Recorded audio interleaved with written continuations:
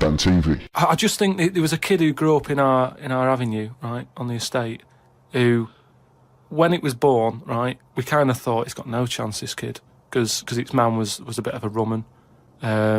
You know, a rumman? Where's that? No, just like, you know, she liked going out and having a fag and like having a drink, and she's never at home. It's the one who had the horse in the house. Sure. Right, which I don't want to go over. Sure, it's old news. It's out there, isn't it, if you want to find out about the horse in the house. But she had a kid, and everyone was pretty surprised when they saw it, because it was a good-looking kid.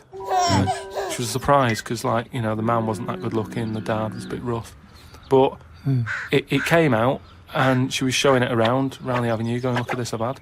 And she was chuffed with it, because it's probably like one of the newest things she's ever had, because everything else was always sort of second down and what have you. But suddenly she's got this brand new little baby, right? Anyway, as it grew up, right, those looks went. Right. And I'm not talking getting old, I'm talking by the age of about 3. It looked rough already, right? And all that just happened because that's the life it was in, right? Yeah. So like it had like a patchy head. Its hair. It had a patchy head. A patchy head. It's just sort of. It wasn't a North American Indian. What do you mean, a patchy head? Just his hair was patchy. He used to chase sort of cars and stuff. It's cars. Sorry. What do you mean? That's what he did for his. Sorry, did she let it get raised by wolves? No. But all I'm saying is that at the end of the day, what is it that makes a person? Do you know what I mean? Now, I don't know what state he's in now, but maybe he learned all his mistakes by the age of 4. Well, the only time I wanted a wig was when I did jury duty once, right? And it was annoying that I was sat on the jury right in front of, like, these criminals, right? Everybody else has got disguises. The judges have them wigs on, right? That's not disguises! That's a disguise. That's why judges wear them, right? So no! Well, then why did they print their name in the paper and have a picture? What do you mean it's a disguise? Well, it's a disguise, isn't it? No! If it was a disguise, they'd go in with one of those glasses with a nose and the beard attached if it was a disguise. All judges would look like Groucho Marx if it was a disguise. Well, I'm just saying that's what annoyed me when I was sat there on the front row, right? I couldn't have been any closer to the criminals, right? I was sat there and I thought, why didn't I just pop a little wig on or a pair of glasses? I would have loved to have seen you in the front row at Crown Court. No, because I'd love to see it because in this country you're not allowed to show pictures of jurors. You can't take photos in a courtroom, so there's always these sketch artists that draw drawings, and it's on the news. The idea that we'd have seen 11 people and a sort of Krusty the Clown figure would have been amazing. Yeah, I would love to see the artist do an interview, because it would be like complicated people. Oh, hey, he looks characterful, and then just a little round Charlie head. Brown. Charlie Brown sitting on the end. Okay, Carl, you're in charge of the world now. You are you're all-powerful. You're like a god, okay? You can do anything. You call all the scientists, and they go, what do you want of us? Oh, orange-headed one. What the fuck do you want of us? Right? What do you want them to do? Go. What do you say?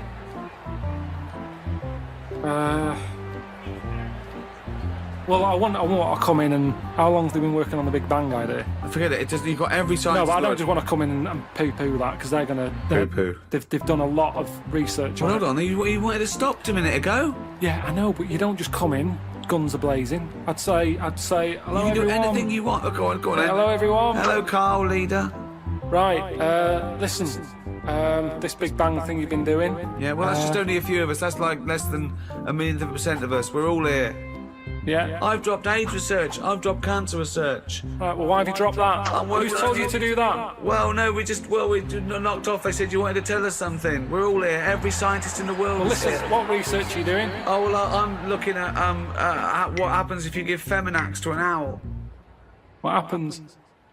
Well, I'm halfway through it. I got called away. Look, I'm really busy. What do you want me to work on? Who said they're doing cancer? Go back to work. Cheers. Right. Okay, the rest of us doing stuff that you think we're fanning around with. What would you want us to do? Well, I can't do it all today. What about me? I was doing AIDS. Hang on a minute. I was doing AIDS. You just wait a minute. Right, okay, why does cancer get to go back? Are you saying that cancer's a bigger problem than AIDS? You go back to work. So I get to go back. I'm doing... Oh, I'm doing restless leg Right, syndrome. can everybody but the Big Bang people leave?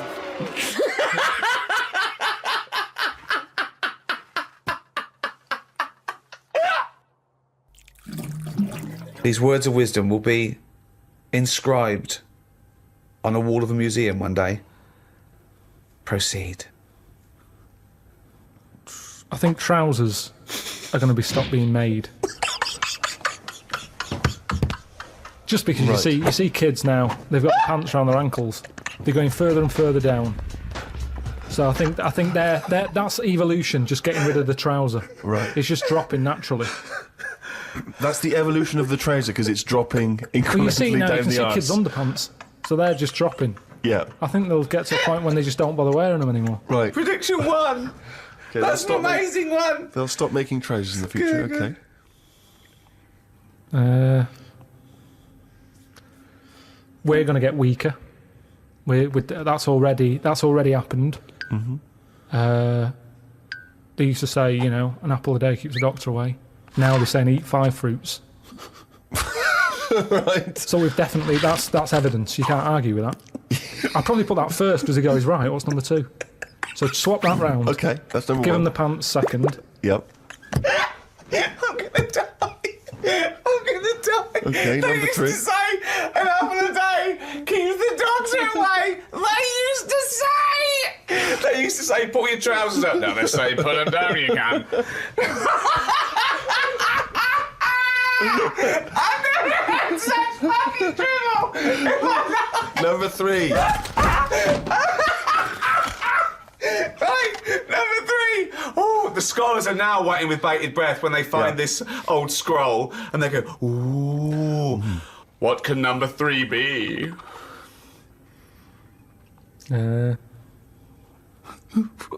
I reckon we'll blend all our food. Oh, God. No, because He was going to make a point about race. When he said, I never thought it would be, we'll blend all our food. like they do for babies, you mean? I just think when you think about all the stuff we eat now, cavemen chewing on big lumps of meat. Yeah. We had wisdom teeth. Yep. Now they say, take them out, you're not using them. Yep. Why not using them? Because your food's soft. Yep. Sorbet. Yep. Soups. Yeah. Everything's softer, Just isn't it? When you those get an two, yeah. avocado, they say, is it soft? Everyone's squeezing the food before they buy it. Yeah. No one wants anything tough. Yeah. So I think chewing is a sort of It's a thing of the thing of the past. We haven't got the time to chew. Everyone's like, hurry up, eat that. You don't have to go out for dinner with Ricky. He's like, hurry up. Like, I'm still eating Well, it. he does blend his food, I think.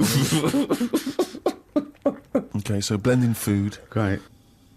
I reckon... what else do we do now? So I've done teeth. Done trousers. I've come up with this idea. It's sort of like glasses, but you can live wherever you want to live. What do you mean? Everything that's real, you're not looking at that anymore. This is really the future. I'd put this at number 10. This is like... We're only doing 5. Fuck me. So what you mean is that you look through the glasses and instead of seeing what the real world, you see a tropical what paradise. you want to see. So if you're a young kid and you like the idea of living in the urban ghetto with all graffiti on the walls and that, you can see that. Yeah, but hold on. Are you walking around? Because you'll be bumping into stuff, won't you? No. Why not? No, what you mean is that the stuff that's there in the real world is being digitally reimagined in your glasses. So what was a nice country lane is suddenly now an It's urban got loads ghetto. of graffiti on it. Sure. Absolutely mental, pointless, would But- never work. Absolutely But one of the older- maddest So things you've ever said. really weird, that one. Yeah, It could be done. I reckon it could be easily Why done. would it be? Okay, Because- that last one, that's number 4. That's a load of bollocks. So what's number 5? There'll be more letters in the alphabet. Why? Why? Because we're running out of words now, aren't we? No, we're not running out of No, words. we are. We are definitely running out Just of words. using, it's using the letters we've already got and yeah. making new words. Yeah, we're making, No, but we haven't got enough now. Of course we have. Have you any idea? You could have a word with 9 L's Yes. before you run out. Yeah, and they do in Wales and what have you. That's because their alphabet is shorter than ours. They've only got something like 24 letters over there. Right. They go mental with the L. Now, what we do is we've got 26 letters, but we are now struggling. We're not struggling at all. We are. We're not. Let me say stupid. Boswallocks in shampoo. Now, there's a word where they've gone, well, we've invented something here. We've got something we're putting in shampoo. Boswallocks? Boswallocks. Have you just made that up? No, it's now they go, new with Boswallocks and ceramide R. Yeah, but that's a new word because they have to, they come up with a new word. But it's a terrible word. Why? Boswallocks. It's another word. Is that real? You've made that up, have you? I haven't. It's a real word. Yeah. Now, this is what I'm saying. So years ago, when they came up with all the sensible ingredients, Go on. sodium. That sounds. That sounds all right. He likes sodium. He doesn't like Boswallocks. Because it sounds like something in it, like an ingredient. Well, yeah, but that's because you're used to it. Is this a load of Boswallocks? Are you winding me up, No, the two it's of you? real. It's real. And that's because 26 letters, we've wasted them. Years ago, we went mental with the, pneumonia, sticking a P on it. And there's loads of words where you go, what's that letter doing in there? Whereas now, they can't do that. They've gone, whoa, pull that back. Why is that letter there?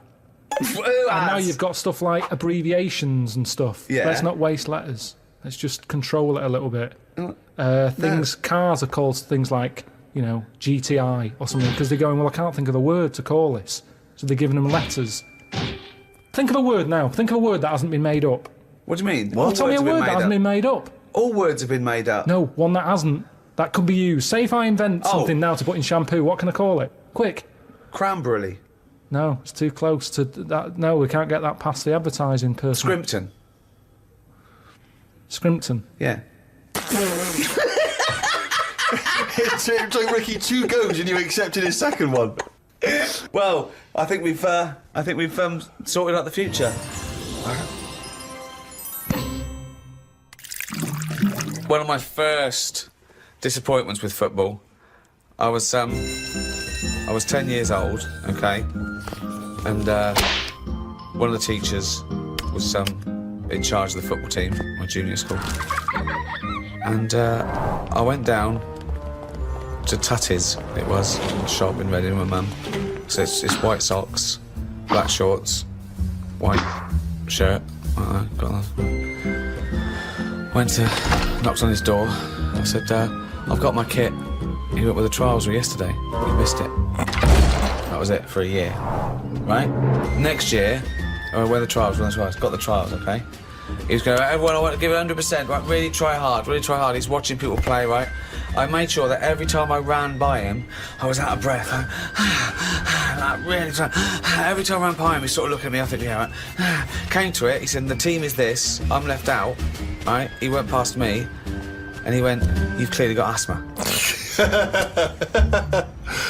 So you didn't make that team either? Yeah, and I didn't, and I vowed that day, never try hard at anything.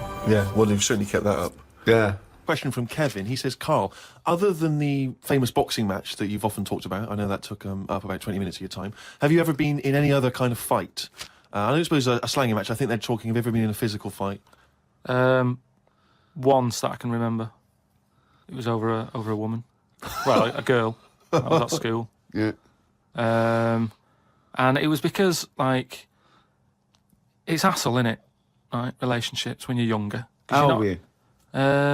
About 7. It was over a woman. Go on then. Yeah, go on. And there was this girl knocking about who, she was quite good looking, everybody liked. And my mate, he really liked her. And I didn't sort of ask her out on that, but she just sort of took a shine to me and stuff. Right? And didn't really go out with her properly. It's at that age where going out with someone is just like sort of going, all right, in the morning. Do you know what I mean? You just sort of nod your head. Yeah. And that. Anyway, there was some sort of school disco. And they were playing Spin the Bottle or something. Right? And I sort of wandered over to see what was going on. And I stood on this girl's dress and put a hole in it.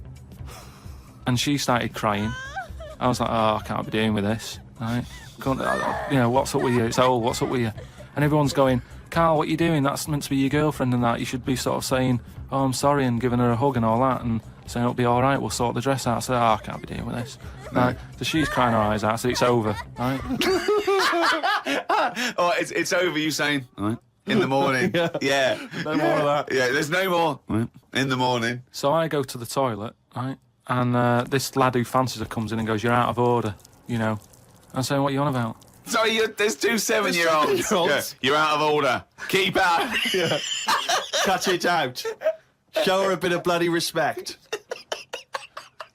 Sorry, were you wearing trilbies? Yeah. He put his cigarette out in the sink and he just said, "Leave it." Get out of my face. So I just sort of said, "Look, why are you getting involved and all that?" Yeah. Two 7-year-olds. Yeah. Why are you getting involved? And it was obviously like because he fancied her and that. We had a bit of a fight in there. Yeah. I accidentally sort of chipped his tooth on a sink. Wow, is it like a proper... Sorry, this is like someone from Lock, Stock and Two Smoking Barrels. Yeah. What are you talking about? Two 7-year-olds in a toilet. So you put a hole in her dress. I don't know how that... What were you wearing, football boots? How did you make a hole in her dress? I don't know, it was like that sort of material. You were wearing winkle pickers. like crepe, you know what I mean? It was like a crepe dress or something. Yeah. Right. And that got a hole in it. So you're having and when you say you're having a fight, I mean, are you wrestling with it? You got arm locks and a little head bit locks? of wrestling and shoving about and that, and it was an accident. I didn't sort of go, right, I'm going to break your teeth or anything. It's just that I happened to push his head down, and his tooth hit the sink, Right. and it chipped and what have you. After that, like I sort of left there and stuff, and we had to go into assembly, and there was a copper in there doing some presentation saying, "Listen, kids, don't get into trouble, because we're out there and we'll get you." Right, so sort of trying to teach the kids young not to get into any trouble and stuff. So I'm sat in the assembly room thinking, "Oh God, there's a copper here talking," and my mate's going to come in a minute, like with a chipped tooth and everything. And Questions are going to get asked. That's what kind of happened. I mean, the coppers didn't get involved. Yeah. Did you turn your back on violence after that then? Yeah. He said, "You'll never take me alive, copper." So yeah, that was the sort of last fight. Brilliant. A friend of mine got a gift, or rather gave it as a gift. I don't know if you've been familiar with these. It's a charity organisation, and you go on their website or you phone them up, and you can give someone else the gift of, say, a goat.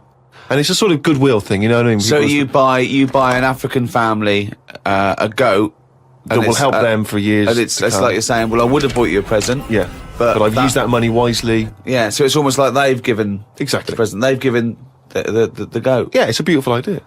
But as soon as he told me about it, I thought to myself straight away, knowing Carl's views on charity and giving, I wondered what his views would be. Well, are they happy with the present over there?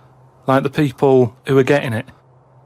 You're an idiot. What, you think an African family wakes up and there's a little goat with a ribbon tied round it, and they go, "Oh, look what Santa brought us." Look, and that mince pie's gone and that glass of milk. You're such an idiot. No, but what I'm saying is, does that family want a goat?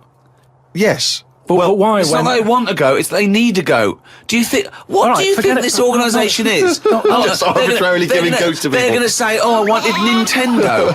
What are you thinking? Well, what I'm saying is, right, let me put myself in their shoes. Well, This'll be they a haven't got first. any. But say I'm one of them, right, over there. Right, I'm sat there, it's Christmas Day, right?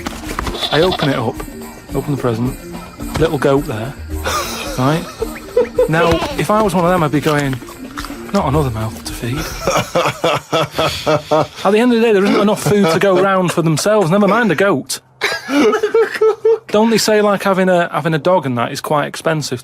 Sometimes they say, what with all the injections you've got to give it. Well, I'm assuming it's all above board. The goat's had its injections. That's what some of the money goes towards. It's just a way of redirecting cash. But the thing is, why do they want that goat? What's the main reason? What does a goat give you? Milk. Right. Now, wouldn't it be easy to just send them a bottle of milk? Without all the hassle and the headaches that come with it. That's all I'm saying. And the other thing is, think about the goat. That was happy over here. Suddenly, it's on barren land. No grass. I'm gonna burst! What do you mean? You didn't send a goat from here. I'm saying, who's happy at the end of this, right? You've got a fella who hasn't got a present over here because the mate bought him a goat, right? So yeah, let's do this properly. So there's a tick. He's not happy, right? Then you've got the person who's opened it, who, like you said, wanted something else, right? It's a goat. They go, who's going to look after this, right? So tick, they're not happy, and then you've got the goat going, what am I doing here?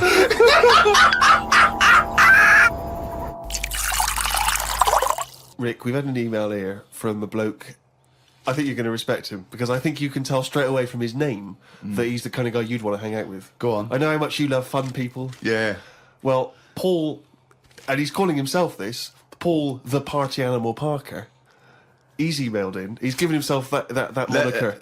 Right, I assume they're in sort of like quote marks, They're are they? in speech marks, yeah. Paul Brilliant. the Party Animal Parker. And he's calling himself that. Yeah. That I can't wait. So when you picture him, what are you thinking? Millhouse.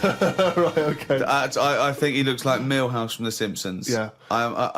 He's working in sort of an IT department, maybe? Yeah, for a large possibly. organisation? Oh, I think he might still be at school. Okay, right, yeah. Yeah, I think. And this is the vital question. Do you believe him to be a party animal? I believe him to be a party animal is as much as a man with a long scarf that his mum knitted him to look like Doctor Who can be a party animal, yes. Do you think that when people are organising parties at his school, they're thinking the first person they got to get on the list and make sure he's guaranteed as You've a got guest to take Paul the is party animal. Parker. Because I bet he's got millions of affectations. I bet he wants to be known as the one that carries around a biscuit tin. Yeah. You know, he's got the scarf. He's the guy who only ever wears bowling shoes. It's his thing. It's his thing. He's a little bit kooky, it's his thing. And it is fairly interesting what he sent in. He's found this on the web. A Serbian man who has invented a sex machine for women. And he's appealing to Western women to test his device. It runs on a 390-volt electric engine, simulates sex, and has a 7.5-inch artificial penis. As soon as I read this, I was thinking... It's just imagining there going, oh, thanks for coming in, yeah, okay. So what's going to happen is there's a penis that's going to pop out from here, and it's going to have sex with you. I'm going to stand behind the machine.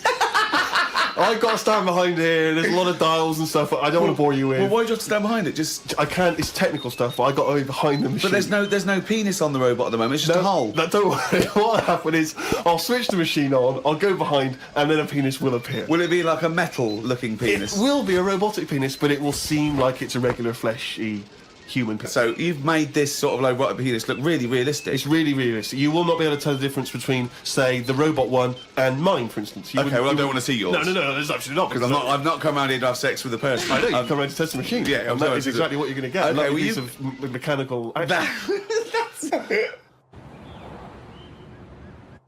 Talking of eating knobs, Carol Thatcher, you know, a daughter of one of our leaders. Sure. Well, you saw her in I'm a Celebrity, Get Me Out of Here. She popped a couple of bollocks in the mouth, chewed them up, swallowed them. Oh. Kangaroo penis there, dried. She couldn't even get... It was so tough, she couldn't even get through it.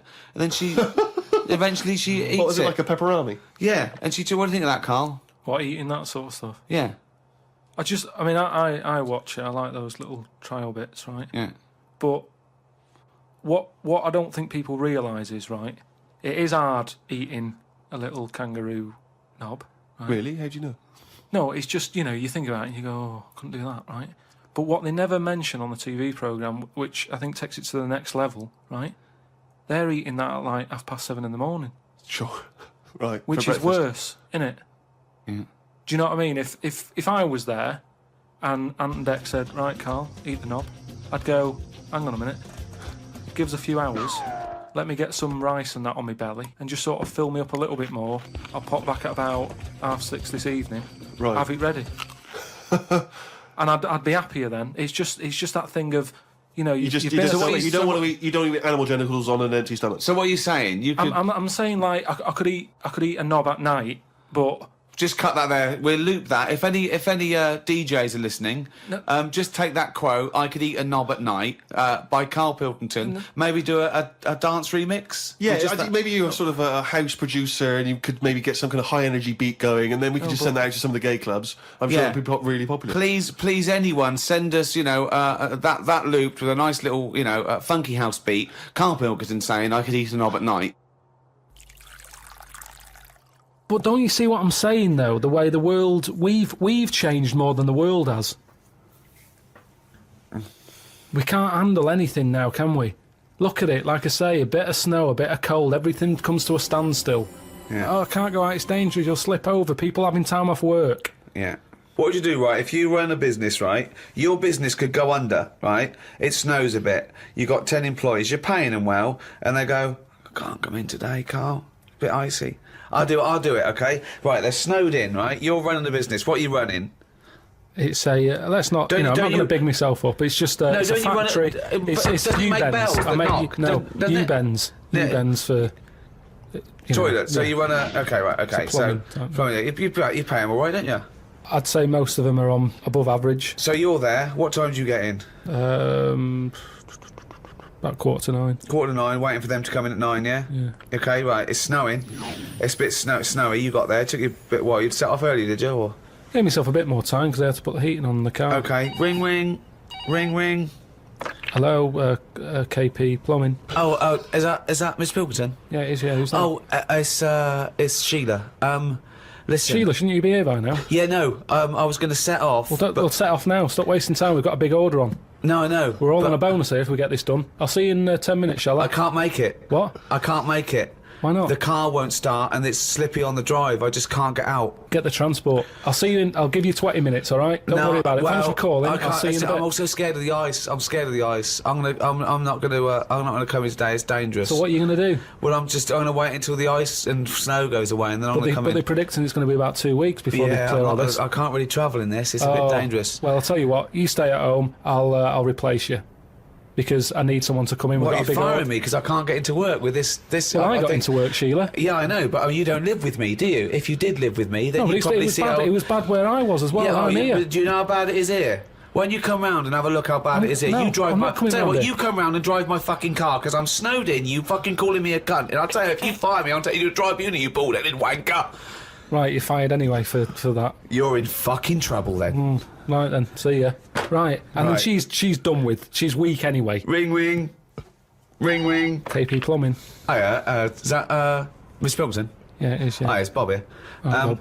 Yeah, bit of trouble. In my area, it's absolutely snowed. It's possible no one's getting out. I live near Sheila. Bob, listen, Sheila's just been on. She's saying she can't get in either. She can't. I've just seen her out there trying to dig her car out, and she's about. She's really tried hard to get to work, but she can't do it because she's not very rich, and her car doesn't work. She hasn't got the right tyres, and there's no public transport. They've cancelled those.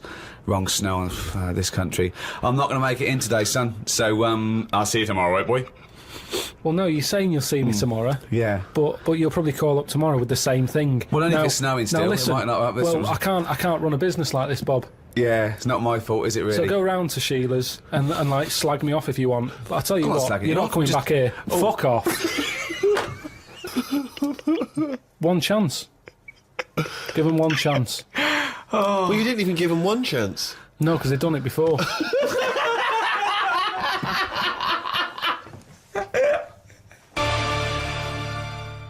TV.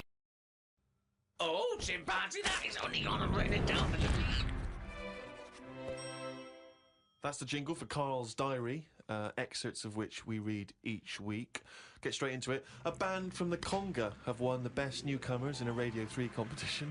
They use pots and pans for instruments. It says that the Conga is a poor, sad place. So why do people do that happy dance at the end of parties called the Conga? Right, one is the Congo. There's no place called the Conga. They come from a place called the Congo. Conga! Fucking hell, you're such a... Met Suzanne at Euston Station. I said I would sort out the tea tonight, so I called the curry house. The fella couldn't understand me. I asked for 2 poppadoms. He kept saying, how many? I kept saying 2. He still couldn't understand. I said 1 more than 1. He understood. When we picked up the food and took it home, there were 5 poppadoms in the bag. Oh, God! Oh, God. There is a restaurant somewhere that sells knobs to eat. No, there's not. There is. No, there's not. No, there is. It says that women can't eat too many of them, and if you want a seal's knob for dinner, you have to book in advance. Right, it's gobbledygook. This is the ramblings of a madman again. It's a trend, he writes. It won't last long. It'll be like hummus. Called Ricky and asked what the difference is between the mind and the brain. Yeah, he did. That's a hell of a phone call to get. Unbelievable. Unbelievable. Ricky did explain, but I can't remember what he said. I wondered at what age you are when the mind kicks in. Okay. Ricky changed the subject and said there is an island called Spider Island. There's nothing but spiders on it. A bloke went to visit the island and said there was 1,000 types of spider in one tree. What do you think about that? What do you think of an island that's just full of spiders? I don't know, because you need spiders. I don't know what they do, but they say a world without spiders, like, wouldn't be good. But they sort of do something. There's something about if you did get rid of them all, it would have an effect. Well, of course it would. Get rid of anything, it'd have an effect. Not everything though. Like I've said, jellyfish and what have you. Well, no. It's 97% water or something. Yeah. So how much are they doing? Just give them another 3%, make them water. And that's more useful. Give them another 3% and make them water. Oh. What are you? I don't know really. It's just. No, I'm just a mate. We're mates. That's what we are, really. It's just that this is what we do as well.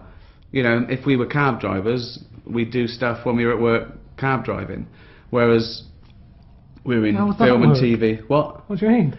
We'd do something. We'd have bets like who could pick up the weirdest person, wouldn't we? We'd take pictures secretly in the mirror. It's tiring. What, having me as a mate? Yeah, definitely. Do you know what he said about me once? He said to some of your friendship with Ricky. He said, he's like an iron lung. I need him, but I wish I didn't. Yeah. Isn't that good? Sweet. Yeah. It's kind of like that. But you must have friends that are annoying, and you go, and you can't get rid of them. And then when you move, you think, well, I'll tell them the address.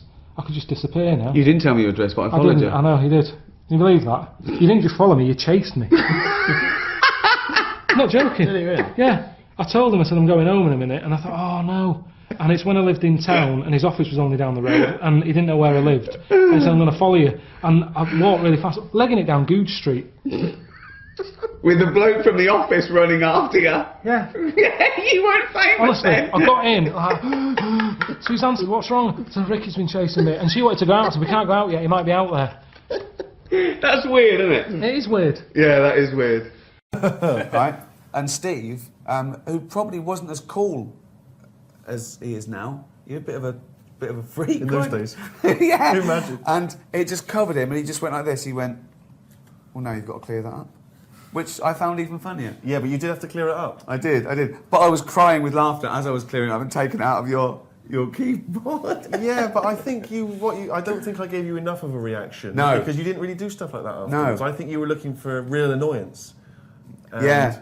This Yeah. is the weird thing about this relationship, is that despite the fact he's, 10 years older than me, I was often for a long time the adult. I say it for a long time. I still think am so. often the adult I in think the it's relationship. I think that's what drove the dynamic. And also I was the laziest person in the world. I remember once when we were writing, and Steve said, look, we've got a lot of work to do. He said, don't have too many sausages at lunchtime, wasn't it? And I actually fell asleep that day. Yeah, because there was jumbo sausages in the BBC canteen. You meant to have one. I said, I can handle two. And I had two. He said, don't eat two, Rick. And I did fall asleep, didn't I, when we were writing? Yeah, he fell asleep under the table. I didn't realise he was asleep, and we were writing away, and part of the script, and I was reading out this bit that we'd written, and part of it involved someone knocking on the door. So I knocked on the table as I was reading it out, and he woke up thinking someone was coming in the office, banged his head on the side of the table. Oh dear, just like Lennon and McCartney. Yeah. Someone actually asked earlier on the live chat, are you concerned that Karl Pilkington is going to become a bigger star stateside than you guys? I want him to. I want him to be the biggest star in the world. I want him to be not just a star, but like an idol that people worship. Just little round things that is like like the. What they put on their dashboard. Exactly, like Christianity uses a cross. It's just a little round orange sort of circle. Because I know he'll hate it. I just know he'll hate it. Apart from Leonardo DiCaprio, was there anyone you wanted for extras that you didn't get? Anyone that you approached, told you to bugger off and shove it up your arse, says Jack Lovejoy? There was only one person who said no, and that was Keith Harrison Orville. Yes. Yes. How And is- I think Sid Little, didn't he say no as well? Oh yes, he did. Yeah, I think it was a bit too much for him. He much for thought. him, Yeah. Was it yeah. after seeing a bit of the script that they were in? Probably yeah. Well, explains it. I usually pitched it to him over the phone before we wrote it, and but no, he wasn't. He wasn't into it. Orville was up for it. Oh, Orville would have been I don't think they speak anymore over that. Carol says, if you could pick the brain of any fictional character, who would you choose and why? Now, does that mean Like that you could have the brain, or Sherlock Holmes, or what, and have it for yourself? Glean God. information from them. God, I think. We asked Karl a question. If God exists, what would you want him to say to you when you got to heaven? And Karl went, "Is that how it works?" What do you mean? He said, "Well, he wouldn't be on the door, would he?" I went, "No. You go up to his office." And Karl said that he'd say to God, "Well done with the world and that, but I think you've put in too much water." Hey, wow, this is a big question. What are the best things in life? What are the best things in life? First thing I thought of there, sausages. But I'm off I them thought now. that might be the answer. I don't know. A mother's tears, maybe a baby's laugh. Although Karl said that was the most frightening thing. When we asked him a question. We were doing the questions from the inside the Access studio. We said, "What sound do you hate?" And he went, "A baby laughing would do me head in." I went, "Why?" He said, "If I had a kid and Suzanne was out, and I'd put it to bed, and then I woke up at 2 a.m. to the sound of a baby laughing," he said, "it would freak me out." I think he's thinking of like Chucky, just sitting up going, unbelievable. The best things in life. Well, they're free. The Freedom. best things in Well, no, life are freedom is surely. That's important. Surely. In every aspect. Freedom of speech, freedom to live a good life the way you like it, as long as you don't hurt anyone, kids, and floss. We've got time for just a few more questions, so do keep your questions coming in thick and fast. A few people asked earlier, I don't know if there's any truth in this, Stephen, in a recent interview that you hinted at a secret crush for Nadine from Girls Aloud. Any truth in that? I was being flippant. I'm a fan of all Girls Aloud. Who is it? Even the ginger one. Yeah. No, she's, Well, don't say even. There's probably ginger. No, I didn't mean that. I mean, I'm including the ginger one. No, it's just so, I got very ginger beard, and lots, you want two ginger people get together, you can have ginger offspring, who might inevitably be bullied. So you've got to be careful. You've always got to think this thing through. A Girls Aloud is not just for one night, all right? They're for life.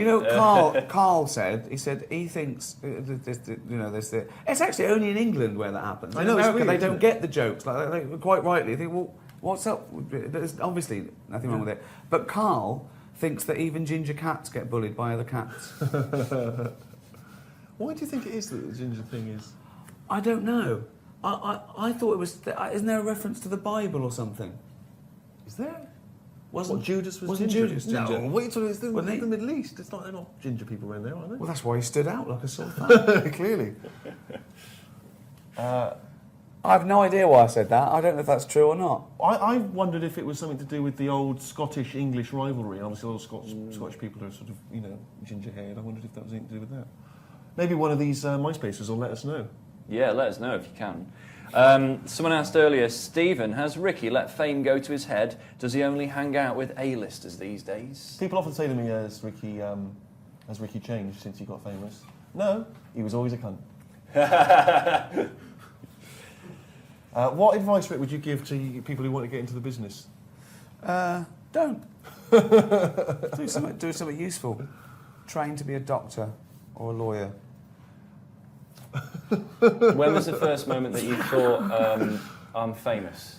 Because you were on the 11 o'clock show. That was the first time I saw you. I was always worried about that. I was always worried about the word that didn't want to be lumped in with those people who do anything to be famous, just live their life like an open wound. Fame per se is nothing and largely pointless, and it usually only has detrimental effects, to be honest, But I suppose I knew I was a face.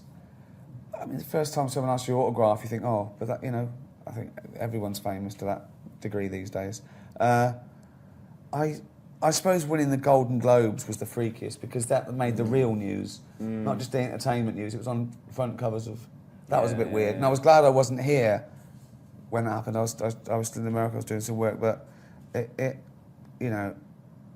think the important thing is know what you're doing it for. If you're doing it to chase fame, well, then you can do anything, really. You can do horrendous things to be famous. There's no difference between fame and infamy if that's all you want. But I think you've got to love what you're doing. You've got to know why you're doing it. And we do it for the work and the creative process. And fame is an upshot of what we do. If you're an actor and you're a successful actor, then you're probably famous. But that shouldn't be the driving force. And I'm probably much prouder of being a writer and a director than I am an actor in many ways. But it all comes as a package, really. And joking aside, the advice would be, try and control your own destiny. Own your own labour. Be in charge. Walk away if it's not right. Don't compromise. Don't think, if I compromise 1,000 times, then I'll get something I'm good at. Because those things stay with you and they stay around. They hang around. There's no rush either. Don't think you have to be famous by 23 or it's all over. Unless you're in a boy band, that's just simply not true. And find your own voice and do something you're passionate about. Don't do anything for the sake of it. Do something that you want to get off your chest. That's what I'd say. Steve, anything to add to that? Well, I just want to ask you a question from Jensen's Beard. Have you ever thought about having a facelift? No. I don't even like going to the doctors when I'm seriously ill. So the point of voluntarily going under the knife where you might die because your face is saggy, well, that's age, that's gravity. I mean, it's crazy. These people that have these things that have ribs out and, just unbelievable. Who cares? Do you remember that story, which is obviously a myth, about Prince having ribs removed so he could suck his own? Yeah.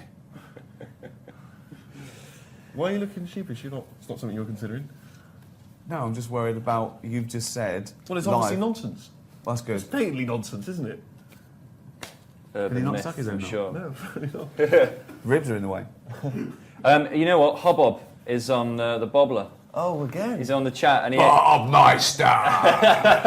he's clarifying the ginger issue. He's saying red hair was thought to be a mark of beastly sexual desire and moral degeneration. From when, though? I don't know. He doesn't really. The 1980s? Yeah. Since Mick Hucknall. When, though? That's what we're... Yeah, I've absolutely no idea. He doesn't really go any further than that. If you've got any more info for us, mate, do clarify it in the few minutes. Bob Meister, sloppy. An Idiot Abroad, coming this January to Science Channel. An Idiot Abroad is a game changer for us. It's smart, has genuine information about culture and the wonders of the world, and it brings humor to our network. The 8-episode docuseries follows the grandest practical joke turned social experiment we've seen in a very long time. It features Ricky Gervais and Stephen Merchant, the Emmy Award-winning geniuses behind The Office, Extra, and many other incredible projects, and their friend, Karl Pilkington. I think Karl sees things very different to the rest of us. He's a true artist. He sees the world differently. He does investigate. He does do what science does. He says why, how, without prejudice as well. And I think that's what's nice. And that can be provocative, but you've got to realise... Sorry, I've got to stop you, mate, because the little earpiece has come off in his ear. He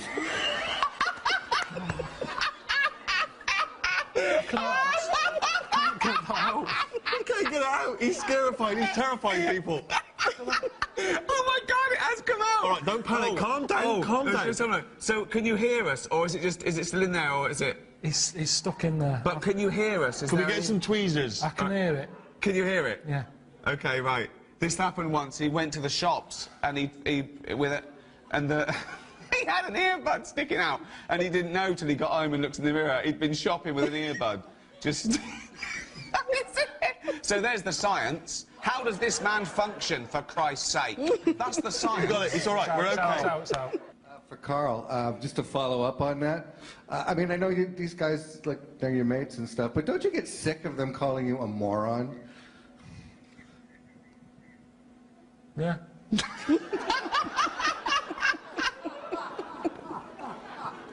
Do you think of yourself as a moron? Does my head in. But... No, and I think when people watch the programme, they'll realise that I'm not a div. They'll see themselves in me, I think. Most normal people who, you know, aren't travellers and go to foreign places and stuff, it is a shock to the system. And I think they'll see themselves in me. But it does get on my nerves with, you know, they're always annoying me. And I know people always sort of say, oh, it must be great being mates with Ricky. But it isn't. I'll tell you what it's like. It's like when you get a dog and it seems like a good idea at the time, doesn't it? You go, oh, it'd be great to have a dog around the house, and then you realise it's a pain in the arse and it's shitting everywhere. But everyone's going, oh, what a cute dog. The people who come round love that dog, but they don't know what it's like, the ins and outs of having that dog. And that's what it's like having him as a mate. So he was kidnapped without realising. Two men appeared, put a bag over his head and dragged him into the back of a van. That was a highlight for you, wasn't it? Yeah. And he thought it was real. And it's one of the funniest 2 minutes of television I've ever been involved in. He was honestly terrified. Thoughts, Carl? I was properly terrified. I was talking about it today. I was aware that I had a heart. Do you know, like when you get stressed out, your heart beats harder than it normally does. I could feel it in my head.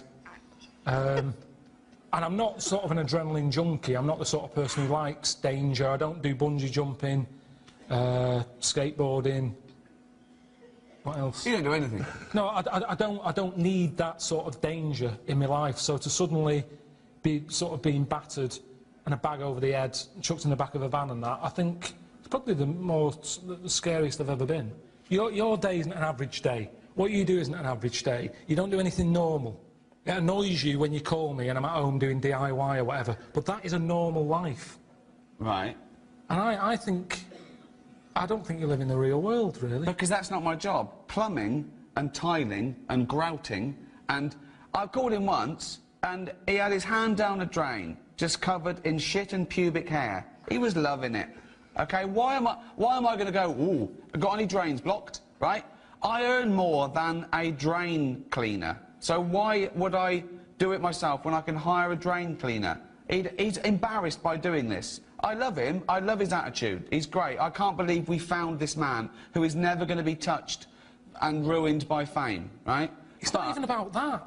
What? I don't understand why you're happy to hand over a load of money when it's something you can do yourself. It doesn't matter how much you earn. Because I'm busy. I'm busy. I'm doing You're not this. busy all the time. I've seen you. You leave the office with him at 3:30, but you'd still get someone in to clear the shit out of your brains. Because we're intense, we work for 3 hours, and we're geniuses. They said it earlier. They said that. We're geniuses. Einstein didn't put his hand down bogs. Can I just ask, the person who asked the question, I couldn't hear your name because there's a lot of noise and delay and everything. Do you put your hand down the drain and clear your own shit out, or do you pay for someone to do it? I know the answer. What was the answer? She calls her managers, or the maintenance people. She does not do it. Manager? Apartment manager. Like her building manager, not the bloke who's her boss at work. Oh, man! Okay, That's amazing! That's the science right here. How does it function? How has it lived for 38 years? We don't know. Let's ask science. For Karl, Karl, if they're going to see you as sort of a lovable moron, how would you describe Stephen and Ricky? Are you the real brains of this operation? Or? I've always described Steve as weird. That hasn't changed in the 7 years I've known you. What? Why is he weird? It's just when I first met you, the look of you. There's no point, you know that, I've told you time and time again, it was just a shock. The height, it didn't help because you're next to something that's smaller than the norm anyway. So you two came in, it was a shock. I've got used to it now. If I don't see you for a few weeks now and again, I sort of go, bloody hell. But I've got used to it. But I'd say strange is the description for Steve. With Ricky, I kind of think like an iron lung. that I sort of need him, but I wish I didn't.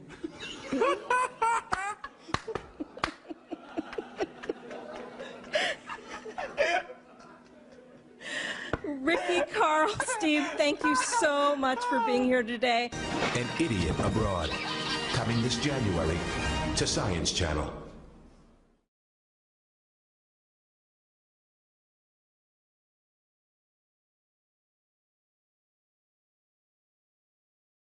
Did it with his feet. Go on. Well, it's just why pick the most hardest job to do when you haven't got any hands? Crush grapes. Or... Do you know what I mean? That annoys me. Oh, crush grapes. Imagine him being told that. They're two different people. This is what I'm telling you. But this is the problem. They're going to crop up quite a lot just because they've got double a chance. Alright? Oh, please don't write in and complain. He'd know. So, followed it round and see it having it away. Turns out, little prostitute.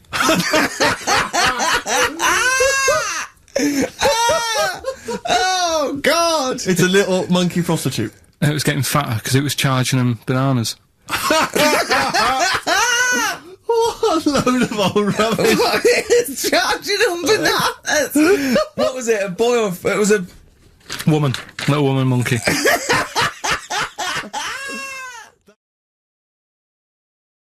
Well... The bit I haven't told you about is it's actually run by a couple of chimps.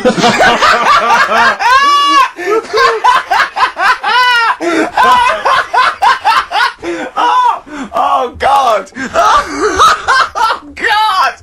Oh God! You're a maniac! Right. Oh, for Christ! Oh. Let's just... It's like coming a chip! Let's just... Of course it's not! No, it is, because think about it, right? No, not think about it! What do you mean, yes it is? Of course it's not run by a couple of chimps! What'd they do, get a loan? What would you do? I've always wanted to kick a duck up the arse.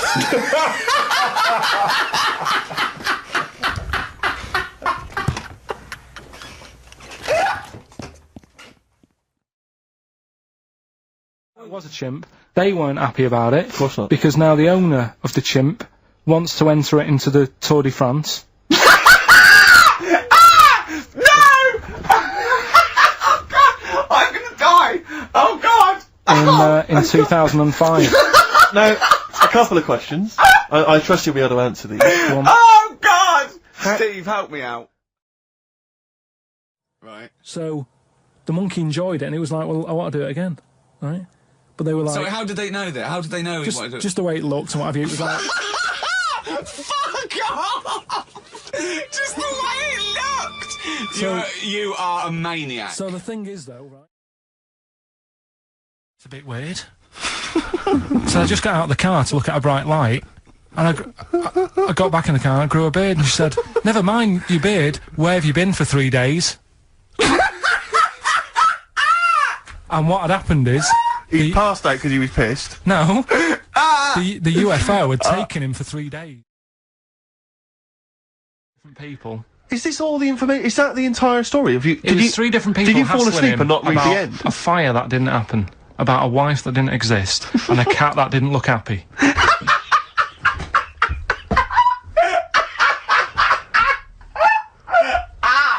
Oh, I'm gonna have a heart attack, Carl. It's a popular thing. You mean the kids that are born hairy? No, there's kids who've been born hairy, right? Yeah, that's it. No, but listen, and they walk around on all fours, and they drink milk from a saucer. Steve, this is No, too remember. easy. Physics. Yeah. It was going on about the nuclear bomb and how powerful it is, and they put a manhole cover on top of one. Okay. Blew it up. Yeah. Never saw the manhole cover again.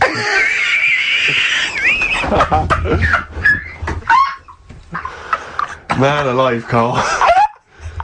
Unexplained. What's going on there? Something weird is happening there. The fact is what matters. Yeah, but with that question, that's got a straightforward answer. What I'm telling you is the way that animals work. If it's a potato or a nut, it's a foodage.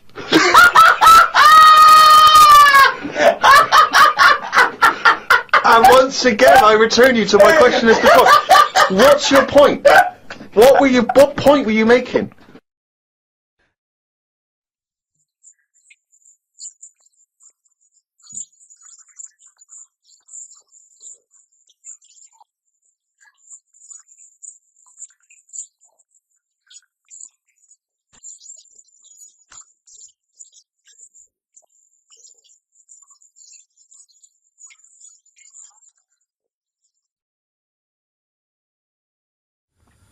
The lad with 2 heads got run over. That's it. What? How is that Cheeky Freak of the Week?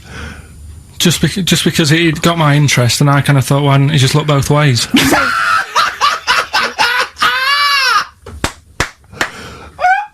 I'm intrigued to know Why wasn't he looking both ways? I'm intrigued to know how you get run over. What was it, 1629? Yeah. Well, it's horses and that, wasn't it? Yeah. Oh, why wasn't he looking both ways? Karl Pilkington, you are a genius. At the radio station, Hammond dragged us straight into a planning meeting with the show's rather nervous-looking producers. Fill this in. So if we come out at the top of the hour here, you've got news, and then you've got sport, and then you've got weather. Hold on a minute, it just says story there. What story? So these are items throughout your programme. Yeah, so we've got to think of things to talk about. On the day we did this show, there was certainly no shortage of material. John Prescott, for instance, had been caught with his trousers down. Is this not the single most amazing story ever? And Charles Clarke had lost 1,000 immigrants. So what did James think would most interest the listeners? Because when you're at the jet wash, should the bonger go off halfway through the cycle or at the end?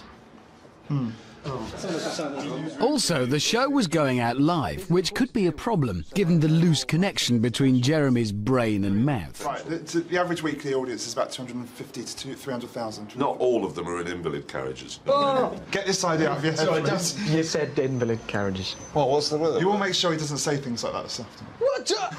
Right, now I want you to show me how I can solve this 8-foot gorilla. What do you suggest I do? The meeting rambled on for ages, during which time nothing got sorted. The idea of reading the news butt naked. Almost. And then, with just over an hour to go... I still don't understand any of this. So, at 1:15 and 1:45, there are the headlines that James can read.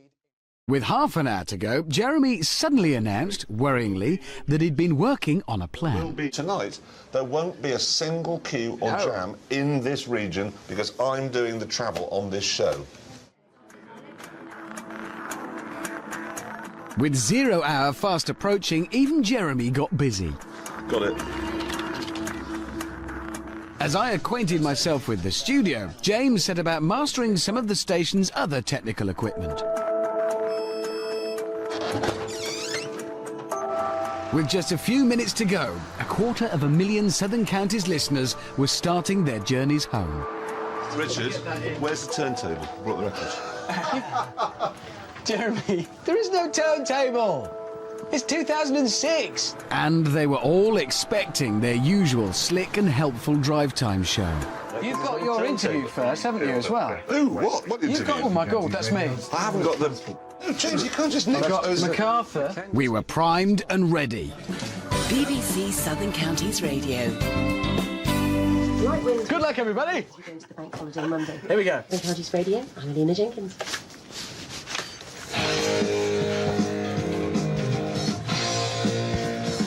That shouldn't have happened. I'm going to fade it out, and then you're going to talk. Right.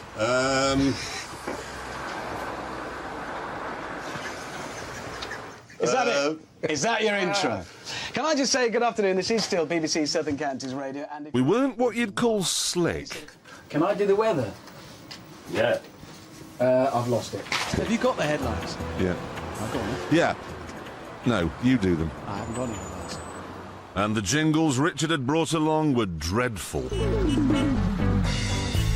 So you think of this one, lads? It's great. I've been driving in my car, listening to Jeremy Clarkson.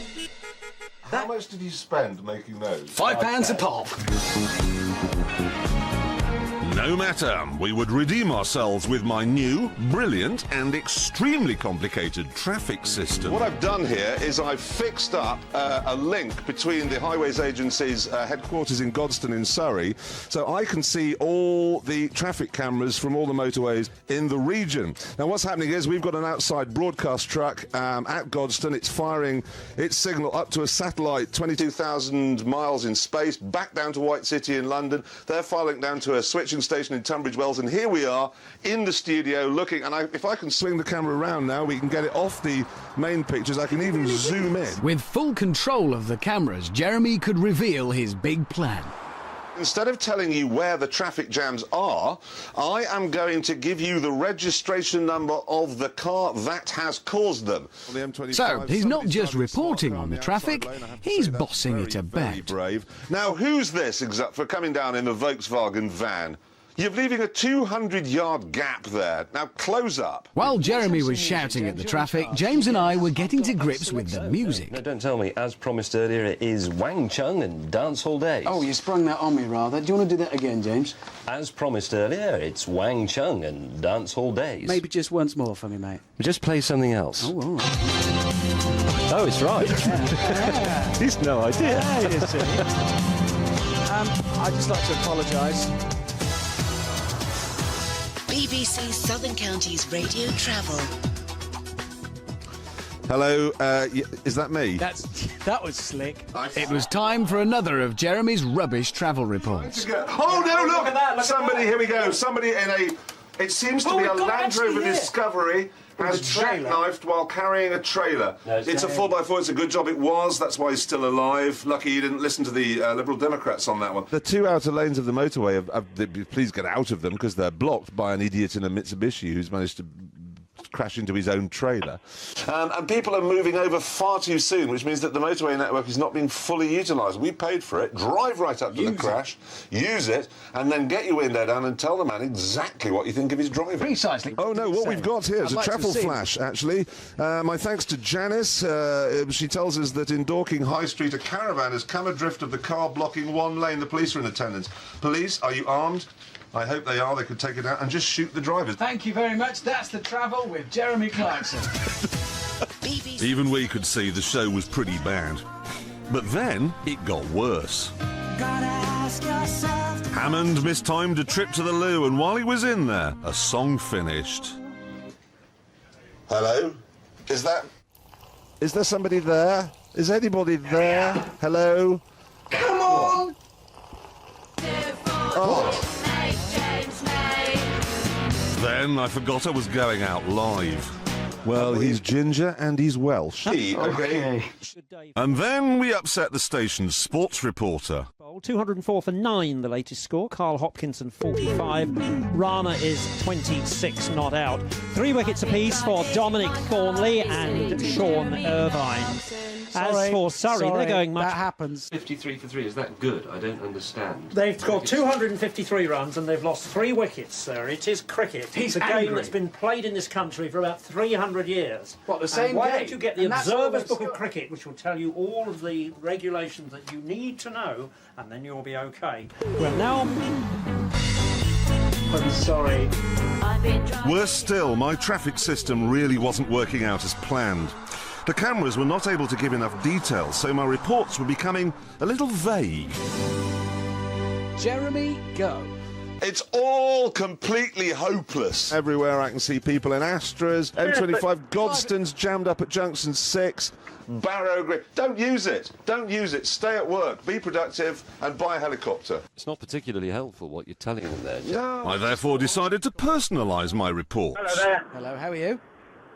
Bit fed up as I can't work out whether I'm supposed to be turning off the M25 or not. We're trying to get home tonight. Where are you? So you're I'm going anti-clockwise. Anti-clockwise. You, my son, have had it. Oh, thanks a lot. I'm screwing it up. With the traffic system ruined, we were running out of things to say. Which is, if you use a jet wash, should the bonger on each cycle go off at the end of the cycle or in the middle? If the bonger goes off at the end of the foamy brush cycle and you've only done the bonnet, you've had it. The switchboard began to light up with angry listeners, one of whom was called Mrs. Smith. Mrs. Smith. Hello, Mrs. Smith. I came home from work at 5 o'clock, and what a load of rubbish this is, and I think it's absolutely dreadful. I've been an avid listener to Southern Counties for a number of years. For God's sake, bring back Dominic, Busby and all the rest of them. Yeah. It's all a load of rubbish. Thank you and good night. With the locals ready to lynch us, we decided to get out early. This is a 9-minute song. By the time it's over, our show's over. We could. Do you want to walk through Brighton after the show we just did? I've got the car around the back. By the time this is over, we can. No, to the back. They're down the back stairs. Sorry, down the stairs. Yeah. Right. I'm going. Sorry. MacArthur's Park is melting in the dark.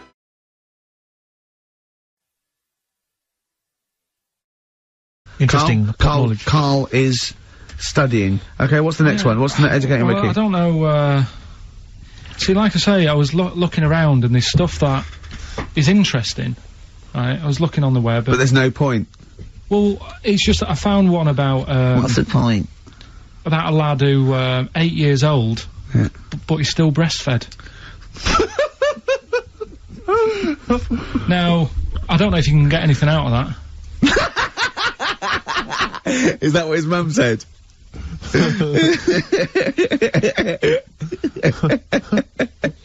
What do you mean I don't know if I can get anything out of that? You don't need to. No, it's just that, you know... Where did you read that? That was on the internet. Oh, well, yeah. You're always unspecific when you mention it. It's just it was on the internet. Well, I'm trying to think what I put in. I think I put in Y to see if I'd confuse a computer. Carl, you are... No, I did no, honestly. I did a search, put in Y, and it came up with funny things that, like, why is this person doing that? Why is that? And it had a picture of this 8-year-old lad, sort of, you know, on his mum's nipple. And, it was saying, you know, is this healthy? You sure that wasn't asking you that question? What? I put in Y to confuse the computer. Like, the computer go, what do you mean? Yeah. Stop it! Yeah. Oh, look, yeah. Last week, I was walking, home with him, and I went, he was saying something stupid, and I went, I've got a competition for next week. Let's do a phone-in, and it's called Karl Pilkington, Genius or Fool. Yeah. Right? And he went, no. I went, why not? He went, well, it'd be confusing, because they say there's no difference between genius and being a fool. We do though, don't we? No, but it's rubbish, and people say there's a fine line between madness and genius, and, you know, it's a ridiculous soundbite. They don't say there's a fine line between a genius and an idiot. Well, the people who do are idiots. Yeah. So what would you do there, though, just to sort of wrap that little thing up? What would you do? That lad loves his mum's milk. What are you asking me to come up with? No, I'm just... A title for the story? No, it's just what would you do? Right. What do you mean, what would I do? Well, it's causing a bit of a problem in the area, right? What area? In America, I think it was. Oh, America are a problem, are they? George Bush is worried about this kid who's breastfeeding at 8. Imagine it like this, right? Right. No, so, Carl, what are you asking me? About this spurious story you saw on the internet? I saw it on the internet. There's an 8-year-old lad, he likes his mum's milk. Yeah. And it's saying, is this right? Should it No, it's not. On? But what do you want Ricky to do about it? It's not his responsibility. Yeah.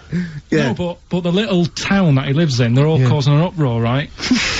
Going, this isn't right, you know, I can't let my kid play out in case he's in the garden with his mum getting a bit hungry, right? So, oh, God. What should they do? Because his mum's saying, well, he likes it. Yeah. And he, you know, so what do you do? I don't know the laws. No, but I'm not asking you to sort out the laws. I'm just saying, if you lived in that neighbourhood, what would you say? If you went up to him and said, look, everyone's getting a bit fed up with this, look. I'd say, what would I do? What do you mean, what would I do? What are you asking me?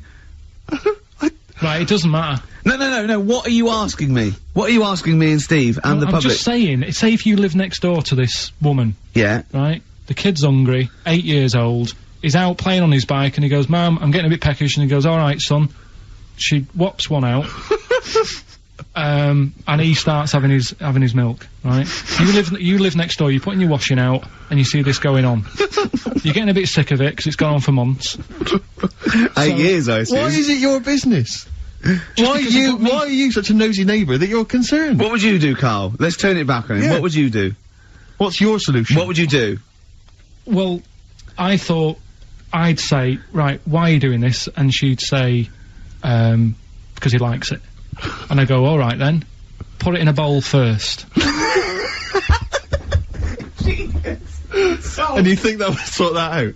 No, because I was thinking about the whole thing, right, and You do that when you're a baby, and everything's all right, innit? Yeah. No one bats an eyelid at Sure. a little baby having a bit of milk from its mum's breast, right? Yeah. You'd almost say it was natural. But you grow out of it.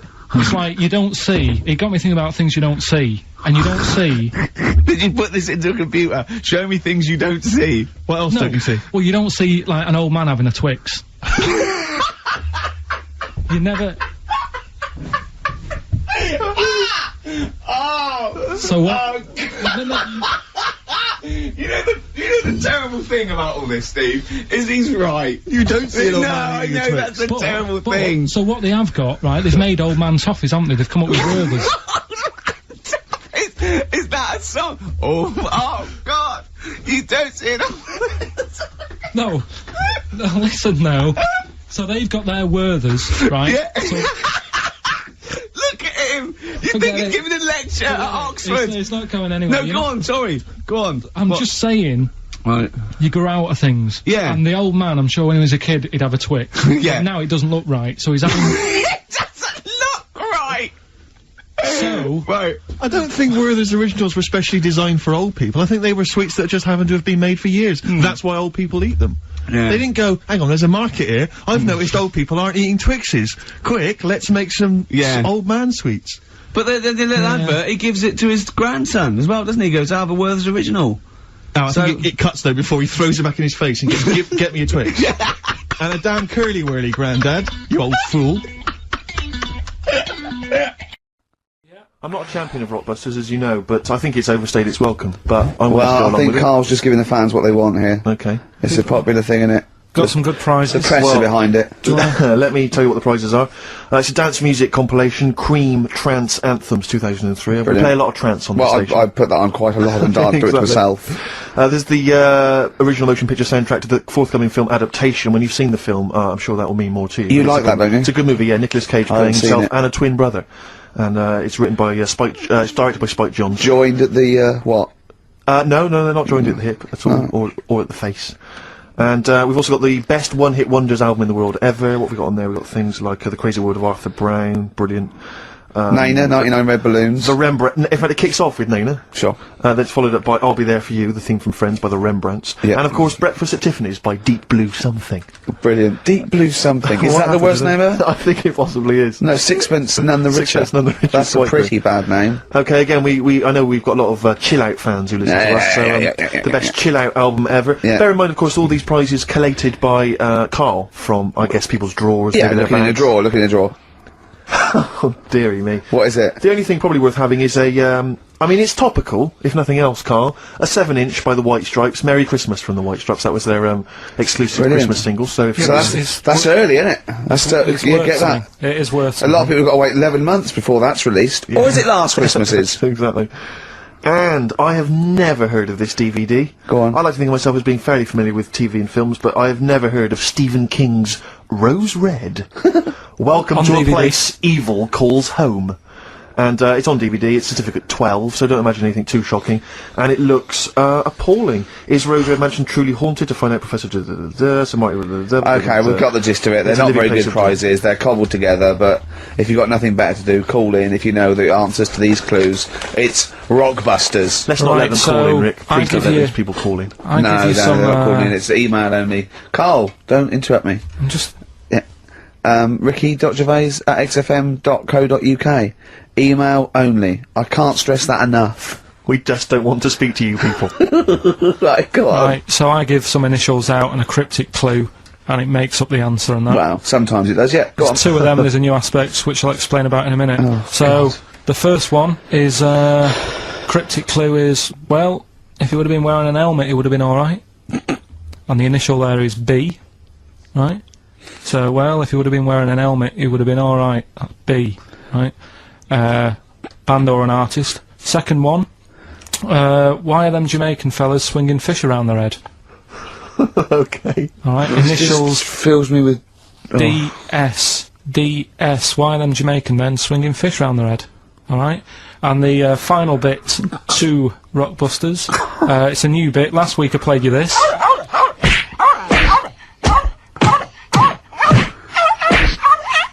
his face goes along with it. That's someone beating up a dog. That was Smack My Bitch Up, right? So here's some sound effects and that, and they make up a song. I can listen to him talk all day. Let's have a listen to the effects.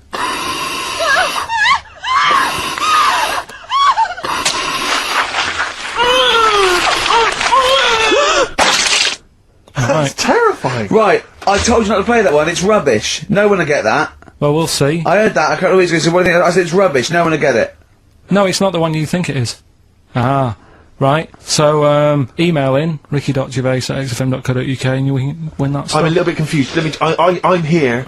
I've heard what you're saying. We've discussed this in the past. I don't know what's happening. What's that? Is that a clue? That's a cryptic clue. That screaming to a song, is it? To do with screaming. Well, don't say it. So it should stand up by itself. Don't give them any clue. Hang on a sec. So this is the name of a song. It's not a band or an artist. Yeah, the sound effects. So the first two are bands or artists, and the last one is the name of a song. I said we should abandon this. Okay, right. Do the question. Do the questions and the answers. And if I think that it's either too hard or ungettable because it's stupid, we're binning it. Right. I thought we'd already been. I'm annoyed that. Right, come on. Do what was do it quickly. The first one was, well, if he would have been wearing an helmet, it would have been alright. Right, what's the answer? That was B. What's the answer? Bust head. Right, that works. All right. Busted. That's fair enough. Did anyone get that? I assume some people got. No. People have given up, Rick. People aren't even bothering to contribute. Right, what's the next one? They've just ignored it like it never happened. Busted. Second Busted. one. Busted. Why them Jamaican men swinging fish around their head? Go on. That was DS. Yeah. 70s band, Trout Spinners.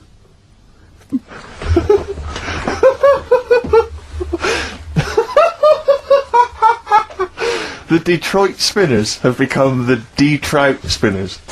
Yeah. Okay. Brilliant. And then the final bit, I'll play you some effects. They Let's went hear like them. this. Let's hear them.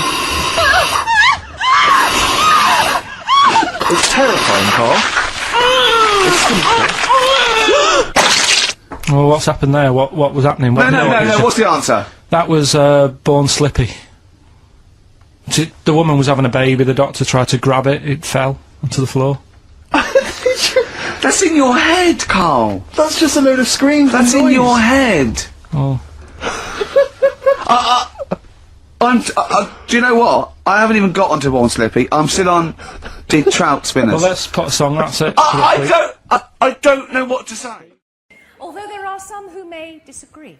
And it is time now to take a look at a group of people who have been working really hard trying to make some money for comic relief. Hi, we're students from Guildhall, and for this year's Comic Relief we'll be staging a West End production of The Office, the opera. Because I'm a huge fan of The Office, I chose to use bits of the script from the first series and put them to music and get opera singers to perform it. We've already sold all the tickets for the shows. I think we've raised about 80 grand for Comic Relief. The last thing left to do is to get the permission from the writers of the original series, Ricky Gervais and Stephen Merchant. So, here we go. So, here I am at Ricky Gervais and Stephen Merchant's offices to get their permission. So, excuse me. Oh, hello. Hello. Hang on, sorry. Hello, Ricky Gervais Industries. Yeah, I'll just put you through. Hello, Ricky Gervais Industries. Yeah, no problem. I don't have to wear that. You know what I mean? Yeah. It helps. I'm here about The Office, the opera. We spoke on the phone? Yes. Okay, no problem. What time is it? You should be awake by now. Yeah. Hi, Stephen. Stephen Merchant? Yep. The fella from The Office, the opera is here. Shall I bring him through? Yeah. Yep. Okay. Right, let's get you in there. Okay. Exciting. Brilliant, yeah. Thrill for you, I imagine. Yeah, no, brilliant. I'll just say now, anything you see is confidential.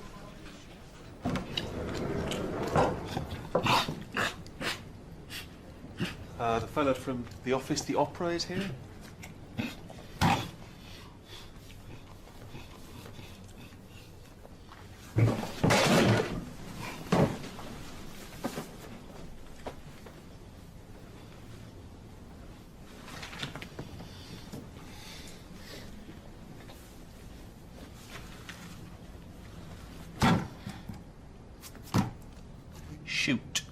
Right, hi. Well, for Comic Relief this year, we've written a new opera based on The Office, and we're putting it into Ooh, that's going to cost you, baby. Sorry? Serious Bunts. Most successful British comedy of all time. Shown in over 90 countries, remade in 7. It's like a franchise. I'm like Ronald McDonald, but I ain't no clown. What money are we talking? Oh, well, we're not going to make any money. Ooh, you're a good businessman. Not. Well, no, no one will make any money except That's the a charity. good pitch. I don't even give my family money. Well, you'd be helping to fight poverty and social injustice. No point, no point, no point. Comic Relief, watched the first one back in 1988, raised all that money, lo and behold, 21 years later, can we have some more? Rick, sorry to interrupt. Better be good. Well, you know what happens, don't you, if you do a lot for charity? Yeah, your hair turns white like Richard Curtis. Look at him. Little wretch. That's the gallery of all the people he knows not to put through on the phone. Pests. Every last one of them. Begging. He's the worst.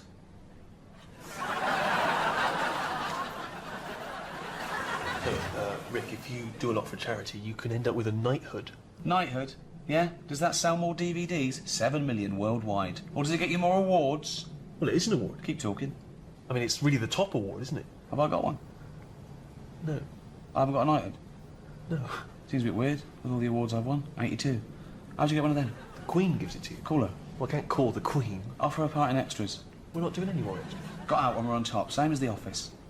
Always worth doing something for Comic Relief, though, Rick, because, you know, allows you to show another side of yourself. How many sides of me do they want to see? At least one more would be good. I mean, I think you're a versatile actor. I am. I'm a huge fan. But what do you say to that small group of critics, tiny group of critics, who say you're not a great actor at all in any way because David Brent, for instance, is not a great creation because you basically are David Brent? What do you say to them? He sat back in his chair, pondering the aforementioned slanderers.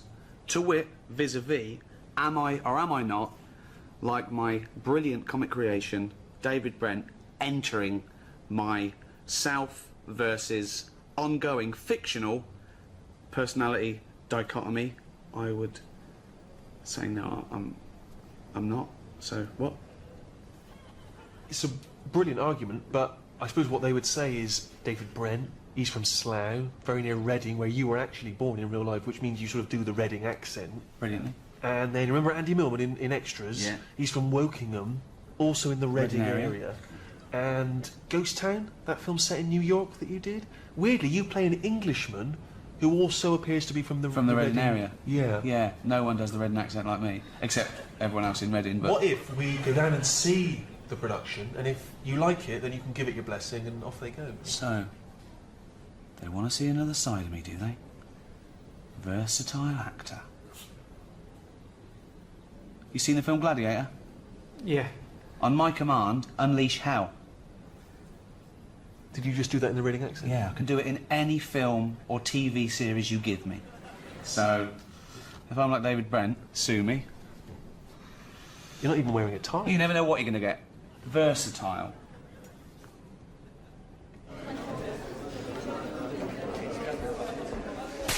Silence! Please welcome Ricky Gervais.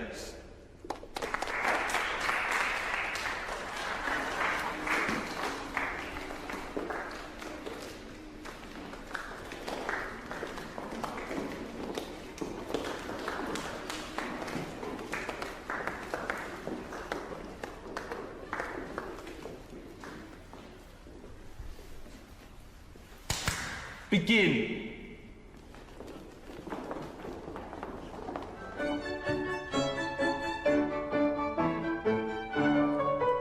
People say I'm the best boss they go. Oh, you're such a laugh. You get the best out of us. You're such a laugh. Such a laugh. Such a laugh. Gareth Keenan, assistant regional manager. Gareth Keenan, assistant regional manager. What is in there? It's my stage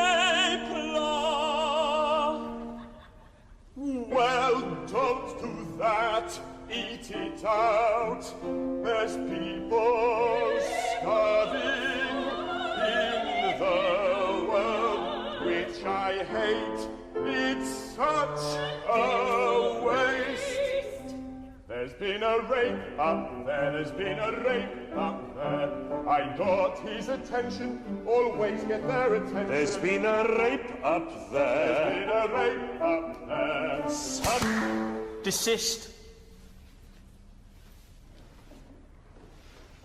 Ricky Gervais wants to know, why are you singing everything? That wouldn't happen in an office. Oh, well, it's an opera, so that's kind of the point. Ricky Gervais wants to know, why is the person playing David Brent so fat? Padding. Ricky Gervais wants to know, why would you want to make him look fatter?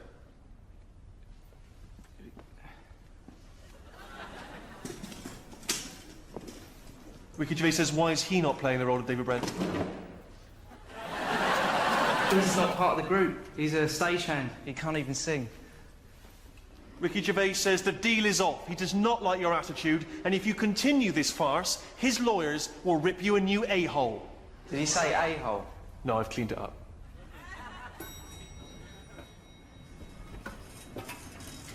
Hi. Well, due to technical difficulties, we won't be doing the office, the opera, anymore. But we have come up with a new idea which we think is even more exciting.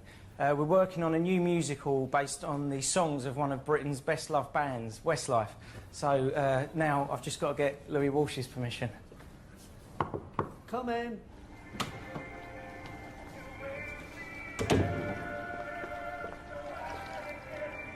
So you need my help? Ooh. Favour for a favour. Oh.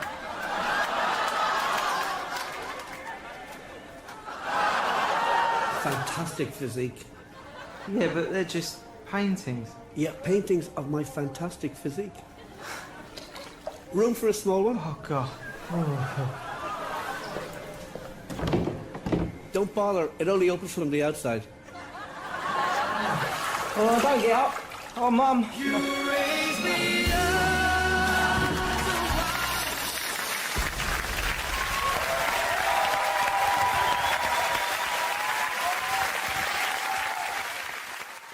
Would you say you've ever been brave? Because I was thinking before we did this, I can't think of a time when I've ever been brave. I don't think I've been cowardly. I've just never been in a situation where I needed to be brave, particularly. I've always managed to avoid fights, conflicts. Yeah. See, when I was in Salford, I'd nipped to Greggs to get a pasty. I heard some bells going off. I came out, just thought, I don't know what that is. Went over to the car, sort of thinking, I can't wait to have this pasty when I get home. Cup of tea, nice cup of tea, maybe a bit of bread. I love the fact that his head was just filled with food, because he was buying food and thinking food. When he's eating, I'm thinking, I'm eating food. Just one big globular mess of food cells in his head for the duration of the food experience. I can remember that food thought going on now, and it was probably like 15 years ago. But I remember how happy I was. I'm out at the Greggs, I've got what I want, I'm on my way home, this pie's hot, it's going to be hot when I get home, it's going to be a nice cup of tea, bread. These are the things you save, and yet you forget really important facts. Yeah, he doesn't know why wars are happening, but he does remember this. Yeah, but listen, this is why I remember it. Like I said, you forgot the bit that I said. A bell going off. I don't know what's going on there. I'm walking over the road, put the key in the car, I turn round, bloke comes running out the post office, obviously the bell's gone off, he's got a big shotgun, balaclava on, and he stops and looks at me. He's there with a big gun in his hand, and he's looking at me. And I wasn't scared. I just was thinking, does he want me pie? I remember thinking, if he said, I want that, I'd have to give it up. So a man with a gun... I told Suzanne, she said no, he was probably thinking about nicking your car. He's got your What, he key. didn't have a car ready? He came, No, he he had the legged it. balaclava, the gun, and goes, fuck me, I forgot the car. In the end, he sort of ran off down the back alley. I love the fact that he looked over at you for a split second and you thought he might be interested in your Was pie. there other people around? Were you sure this happened and you weren't reading a comic book? No, it happened. And so he looked you in the face. He saw through you. his balaclava, he made eye contact, I looked at him, everything sort of stopped for a minute, and then he just sort of legged it off down the back alley. And what did you say to the police when you obviously went? I didn't. I just went. Well, you were a witness to the crime. I had my pie. Like I said, it was warm. It's not going to stay warm forever, is it? But when it was on Crime Watch a few weeks later, No, it wasn't. That's what was weird. I said to Suzanne, "Oh, let's watch like Ground Reports tonight, see if I'm on the telly or anything." Nothing. Didn't even get reported. Why would you be on the telly if you just ran away? Didn't say CCTV or something like that. If I was involved in it, they went, "This happened today in Salford outside Greg's. Are you this man with the pie?" I wanted to make sure I was well out of this one. Because Suzanne sort of said, "Oh, should you get involved?" But you shouldn't get involved because then I'm at risk, aren't I? Nobody was killed. You are. We're back to bravery again, aren't we? Yeah, it is bravery. Go on then. All right. How would you go about chatting up a woman in a bar? What tips could you give? I've never worked like that. It's always been like a friend of a friend and all that, and just happened to meet them, and then you have a chat, and then. How did you meet Suzanne? That was when I was working with her, and she gave me 20p for the hot chocolate machine. She never asked for it back. Thought she's all right. I've been there sort of 11 years, so it works. Has she ever given you that? You've never given that 20p never back? asked for it back. And did you return the favour, perhaps on the next date? You buy her a Kit Kat or something? No, I don't think I did. I think word got out that she liked me and that. And what did I do? I think I did some work for her, did some editing for her, sort of show off my skills and that. Sure. And she was like, "Oh, you're good at this, aren't you?" I was like, "Yeah." And I think she got us another drink because I was doing that editing for her in my own time. So you're up on the deal, aren't you? Because I know now, I know for a fact that you've not spent any money on her in 11 years, so you're 40p up. At least. Lawrence from New York says, "I was wondering how Mr. K. Pilkington would interpret this famous saying of philosopher Ludwig Wittgenstein. The quote is, 'If a lion could talk, we could not understand him.'" Even if he's English? Yeah, if a lion could speak English, so there's no language barrier, he's speaking English words and using all the correct grammar and everything, but you wouldn't be able to understand what he was saying. Why? Because it is from a different world. His frames of reference would be so bizarre that you wouldn't be able to get a grasp on what he was talking about, because you'd have so little in common, even if he used real words. No, but he's talking English. Yeah, no, but his reference points would be just so far removed. You know, they're removed slightly when, if you saw two people talking about Kierkegaard, you'd I wouldn't understand that. Exactly. So remove that a billion times to a different species with different input. No, but it depends. If I'm talking to a lion in London Zoo... Yeah. He'll be saying, "Oh, I'm fed up of being stuck in here." I'll go, "Yeah." It's like that. It depends what his background is. I mean, there's some people who might have lived down the road from me, but have a totally different life. Absolutely. So it doesn't matter that it's a lion, does it? Well, yeah, because they're just trying to remove it even more. So now it's not just a bloke who lived a few doors away. Now it's not even a bloke. Now it's not even... Yeah, but I'd pick something smaller, or something, a worm without a mouth. I'd go, definitely not. What? Definitely not what? I wouldn't be having a chat with it. I just think that a worm that's underground, what's it got to offer me? It's blind and it hasn't got a mouth. It's not going to be a good day out with it, is what I'm saying. It's not going to have that much to say to me, even if it's English. Right? Even if it's English! And how can you tell if a worm is English? Does it wear a very tiny bowler hat? Oh, Christ. But do you understand... What about a jellyfish? No, you see, I think that's where you can say you wouldn't be able to have a good chat with them, because to me, the sea might as well be another world. Yeah. Right? Yeah. In a way, I think the fish sort of have more rights than us. What do you mean? Just because when whoever made the world, right? Say, we're just bigging up God, but if I was to have a go at him, I'd say you added too much water. Criticism 1 to God, right? So, how would you have changed that? Just more land. Fair enough. Now, why have fish got more rights than us? Because there's loads of them, and when you look at the amount of sea on the world, right? There's loads of that. You only have to I was in Malaga the other week, right? And you look in the sea, there's loads of different fish, and that's just in 8-foot water. If you go miles out, there's all sorts of weird fish, isn't there, with lights on them and everything. So, and there's just millions of different types. Yeah. Yeah. Now, but why does that mean they've got more rights than us? just because I think, rights come in numbers, don't they? If you know what I mean. Like, if there's one of you shouting, people go, oh, he's an idiot, shut up, whatever. If there's loads of you shouting, they go, oh, best listen to him, see what they've got to say. Right. And that's what I mean about fish. Yeah. There's loads of fish. Right. So... But they're not really making their voices heard, though, are they, Carl? Yeah. I know, because they're underwater. But what I mean is, I don't know what I mean.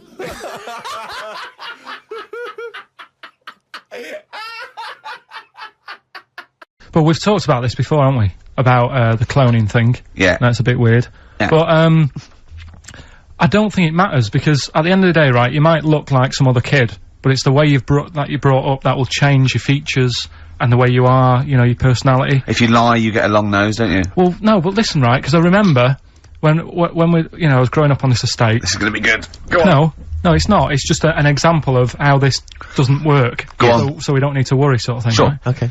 So I'm growing up on this estate, and there was this woman about 4 houses down, right, who's a bit rough. Alright? Didn't fancy her. Oh, God, no. Right, but she had a baby. Well, tell me about her first. I'm interested in this woman. Why was she? It was a very... Was it like being a man in a dress? I mean, I didn't grow up in a posh house or anything, and I'm not saying that if you live in a bit of a rough house, you're a bad person. What does she look like? But anyone can Tattoos? clean up. Look like Tony Green with a fag on. They didn't clean up much, right? Oh. Which, even if you've not got a lot of money, you can still try and make a place look nice. Yeah. Right? But she didn't, and a kid used to take a horse into the house. Sorry. Whoa, Neddy. What do you mean a kid used to take a horse into the house? Where did they get a horse? Must have nicked it from somewhere. Must have done. You've seen a horse in it? No. What, is that from outside the saloon round the corner? Yeah, was it just tied up with a bit of...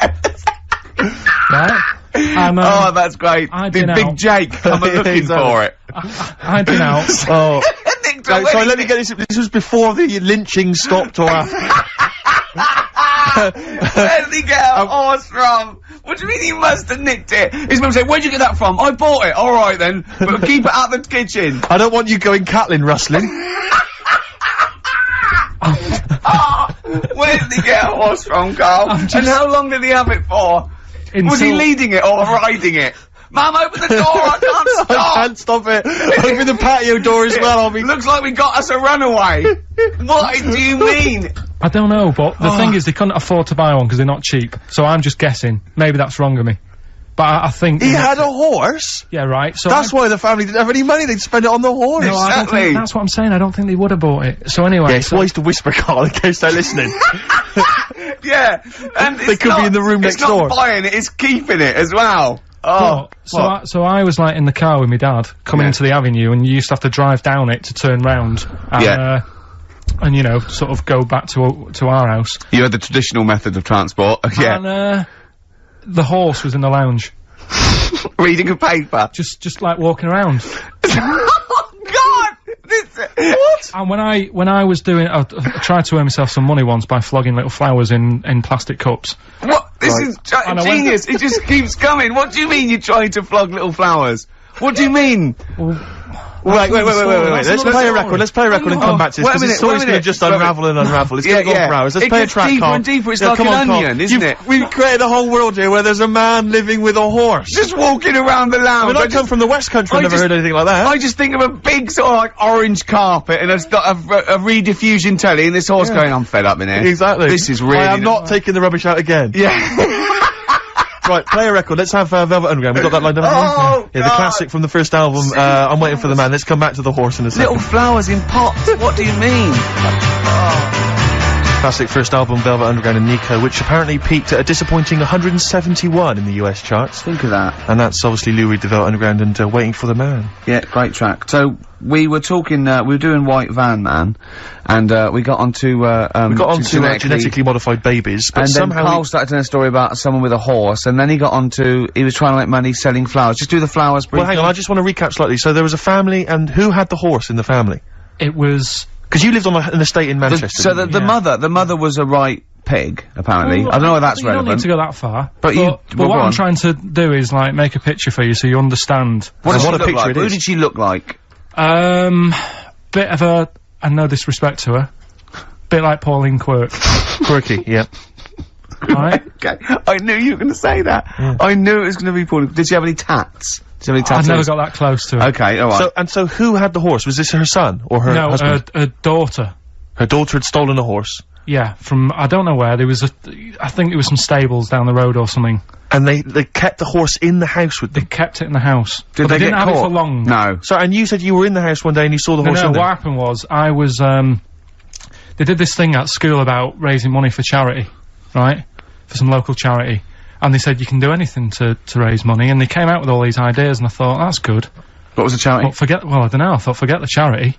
Yeah, that's just a good charity money-making idea. So, you're a charity. So, so I asked me mum for some, 'cause she used to have a lot of flowers around the house. Sure. I said, can I just take some snippings off them? And, I'll go and buy some plastic cups. And, got some soil out of the garden, planted the bits of plants in them. Yeah. Got a tray.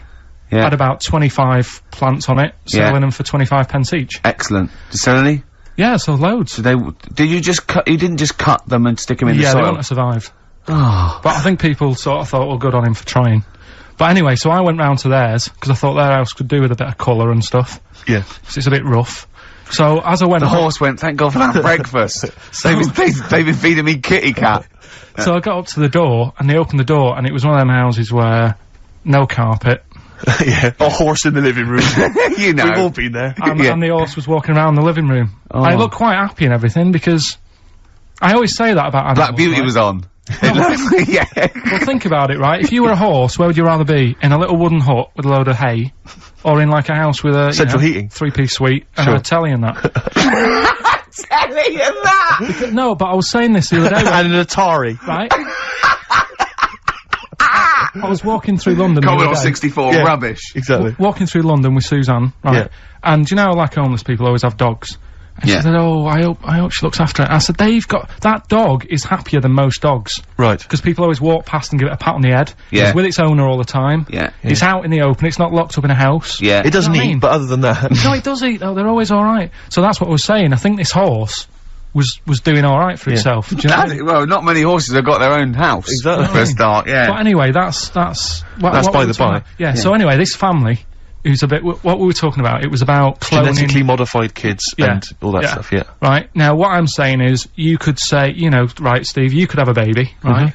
And Ricky could see it and say, God, I want one that looks like that. Yeah. Right? It could happen, Rick. So... Come on, work with him. So you take it to the doctors, and I don't know what they do, they inject it with something or whatever. Yep, that's how it's done. Yeah. And, get a little baby, and there it is, it looks the same. Now, the thing is, you separate, you both go off and do your own things. Yep. Right? Now, you look at Stephen, you look after your baby. Yeah. You treat it well, you give it good food and I'm that. a good dad. All the vitamins and stuff. Yeah. Ricky just gives it cheese. Right? So, then it changes its looks, it goes a bit fat. You know, it gets tired easily, and that sort of thing. Now, when this family... Why am I just feeding a baby cheese? Right, this family who had a horse in their house. Yeah. They had a little baby. And my mum went round and said, "You're not going to believe this, but it's a beautiful looking baby." Right? Yeah. And I was like, well, you know.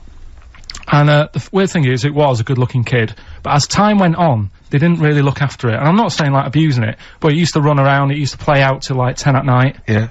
It used to chase cars. Right. It was a bit... Did it have hooves? Yeah, no. Chase cars! Right. What sort of kid chases cars?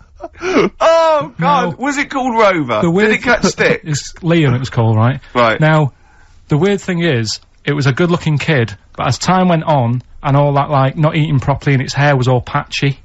It's not Liam Gallagher, is it?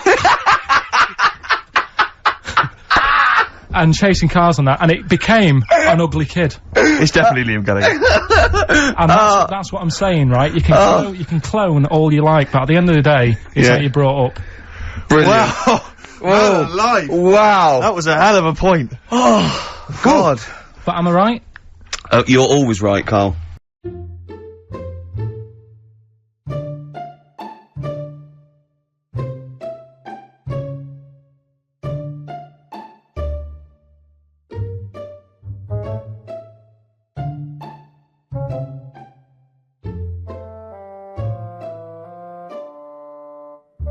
giant penis heads. This is in Japan, right? This is in Tokyo. Yeah. So it seems quite kind of very carefree to not worry. The fact they're carrying these huge phallic things, cocks and balls, basically. Yeah. They don't care about kids looking at this. It's quite kind of... It's very modern and liberal, really, isn't it? In that way. Especially in Japan. Yeah. Where they're quite... you know, they don't show that in your face normally. No, so to speak. Because whilst I was in Japan, I did I had a sperm test. Have you ever done that? No, thank God. I went into... No, it's all right. I mean, it's quite... Yeah. It's good. And that's an actual place where, you know, for you to release your stuff. Yeah. Where you would expect some fruity images and what have you. But the DVDs they left, I put them on, and the doctor sort of said, "Oh, there's some magazines for you and some DVDs." And he said to me just before he left, he went, "I'll apologise, the Japanese," right? And I was a bit like, "So what? You know, I'm only looking at the pictures. I don't have to understand, you know, what's being said or what I'm reading about." But what he meant was, they pixelate the rudeness. Do they? Well, like, so the genitals are pixelated? Yeah, you can't see anything. And it made it harder, that. But I went in this room, and I was under a bit of pressure to, you know, release the goods and everything. Yeah. And I was thinking, oh, have they set up cameras in here? I'm looking around, so that's going on in my mind. I'm putting the DVD on, and it wouldn't work. God. Batteries had run out in the remote. So I was in there, Richard, the director's outside, going, "Are you all right?" I'm going, "Just leave me alone." You know, I know that they know what I'm doing. The clock's going. The doctor had to get off because we went in the evening. He had plans for the evening. So he was like, "Can you hurry up?" The battery was run out. I had to get a battery out of the clock in the room. So I was sort of shuffling about with my pants around my ankles, getting this battery out. It was just a really sort of, I don't know. It's not ideal. Bit sort of felt a bit degrading. Yeah. But honestly, the lengths people go to, he was telling me about how people have the ball sack. Yes. The testicle. Backsack crap. Not just that anymore. Oh, what do they have now? Ironed. Oh, what? Right, look at it like this. Jesus. Look, I see it all the time now. Go on. You go, "Where are you going?" to someone. And they go, "I'm going to Dorset." Aye. Oh, aye. What road are you taking? Don't know, just pop on the sat-nav. Now, that's a start, isn't it? Okay. Let's act that out with me, okay? I'm going away for the weekend, Carl. Are you? Yeah. Where are you going? Dorset. Oh, yeah. How are you getting there? Car. Oh, right. Which way are you going? Don't know. Why do you want to know? Oh, just making a friendly chat. Just, you know, I'm interested in geography. Which way are you going? Well, I don't know really. I've got a sat nav in my car, and I'm getting there. And what do you mean? What? Bit easy, isn't it? Well, I'm not a pigeon. I don't. Have you got an A to Z?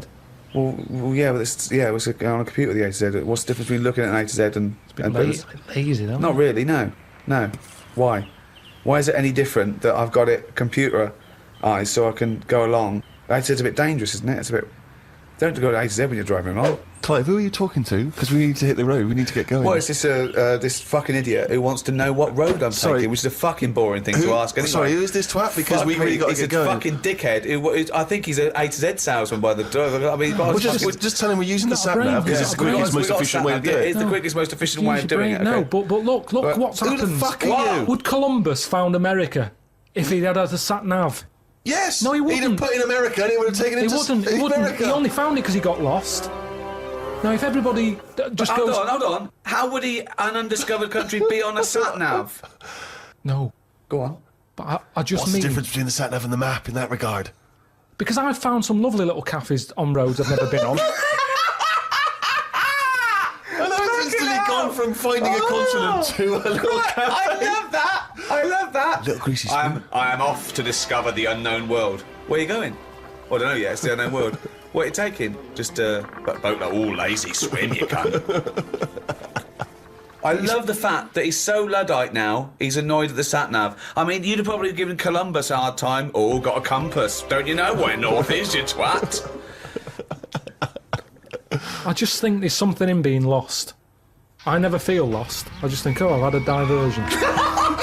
Because you find new things. I'm forever going down. Suzanne's asking the French peasant where the... Just think, you know, Columbus. All right, what's the most interesting thing you found when lost? Like I say, they normally... I found a shop that was like a fancy dress shop. Amazing. Do you need fancy dress stuff? Dressed You up never as go Columbus, out. You went and bought a sat-nav, went to Dorset for the weekend. You never go out. Why do you need a fancy dress shop? That sounds like the one thing you would hate is fancy dress. Yeah, but I like looking at the... they have like a space helmet in there. Right, so you found a fancy dress shop. Where are you supposed to be going that you had time to get sidetracked and go in a... I think I was going to a meeting. Amazing, that's the last time! So you want to get lost? Yeah, you don't want to get lost, No, because I always give myself loads of time because I get lost a lot. I always give myself... Get a sat-nav! No, I'm just saying, that's how you find little treats along the way, and next time you pass it, or next time someone says, do you know where the fancy dress shop is? You go, yeah, I do. You go, I have no idea because I was lost. I didn't know where it was. No, normally I learn. I'm not going to tell you, lazy cunt. Haven't you got an AZ? Oh, that's harsh. Yeah, find it yourself, you lazy twat.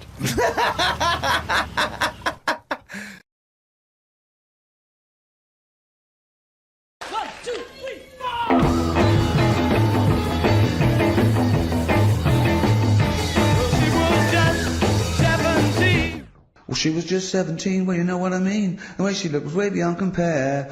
I wouldn't dance with another. I'll stop you there. Go on. I'll stop you there. What's the matter? So, and that's played, Dave. Yeah, well. Idiot! Bloody idiot!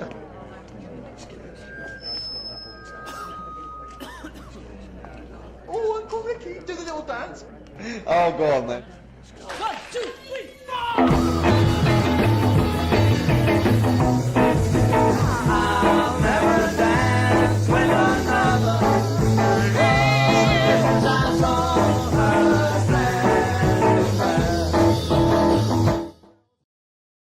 The long and winding. Shut up. Okay. Yeah, I sort of fused Flashdance with MC Hammer shit. Carl. What? What would you rather do, right? I sort of put you in a ball, squash your head, right? Tie your head to your knees, like that, right? You have to walk around like that, right? Until you're formed, totally formed. So that's like the rest of your life. I'll just keep that for a year in a cage, and your head's like knees, right? You have to walk like that, going, right?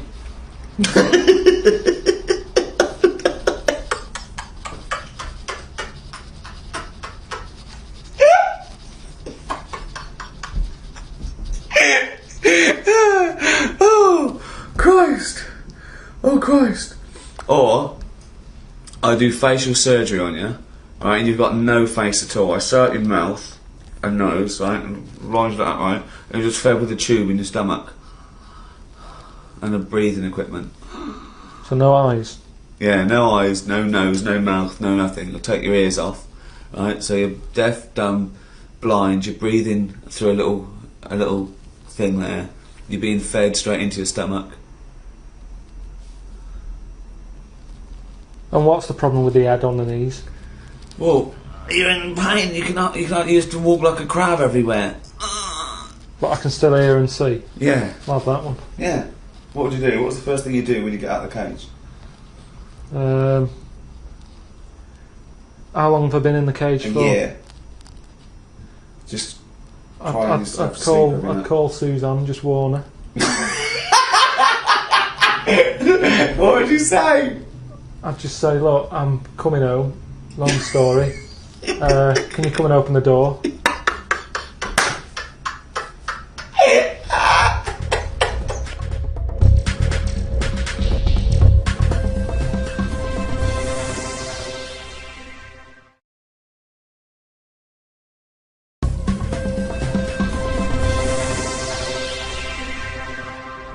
Hi, TV's Ricky Gervais here.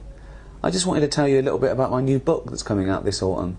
It's called Ricky Gervais Presents The World of Karl Pilkington. With me, Karl Pilkington. Right. Yeah, it's just a book, some of the ideas and some of the chats and some of the stuff we came up with in the podcast, the world record-breaking podcast, the Ricky Gervais Show. So, what are you doing there? Just doing some drawings for it, just to go with the stories and that we talk about, some of the ideas and stuff. What's that? This one. Well, it's Auntie Nora, isn't it? When she farted for 5 minutes. That's like when she had the wind there, just coming out there. She, like, had wind for 5 minutes. Oh, good. So just sort of pictures and that. So we could put this into the book of prize, could we? Yeah. Thumbs and that. Yeah. I'm still pretty sure that we would have got on all right without the thumb. Yeah. But if we couldn't, how about a thumb with one big finger? That works, doesn't it? It's just that idea I had. You know, I went to school with. Yeah, well, there's a picture of them. The sort of two kids who had big heads. They also had like webbed hands. So they got by all right. They didn't struggle with stuff. So I just thought, you know, if everyone had hands like them, less fingers, less messing about. Good. Maybe Richard and Judy can include this in their book club. Put a baby in a room with no contact with outside world. Why? Well, just to find out if, you know, it becomes gay or straight or whatever. Do you know what I mean? Yeah. Is it the outside world that's making them gay or straight? Is it, you know what I mean? And how long would you leave a baby in a room? I don't know. How long does it take to go gay? I don't know, like 20 years or something. Oh, right, good. You're sticking a baby in a room for 20 years? Yeah, I mean, it's not, you know, feed it and stuff. Oh, sure. Through the letterbox and that. Don't go mental. And what would this be for Channel 4, would it? If they want to televise it, they can do, but I'm just saying just do it if it's not for the telly. Good. Well, people are rushing to buy that book. That's Ricky Gervais Presents The World of Karl Pilkington. It's the sort of book that you'd find written in shit under the floorboards of a serial killer's house. Brilliant. Well, good luck. Cheers. Put my name to that.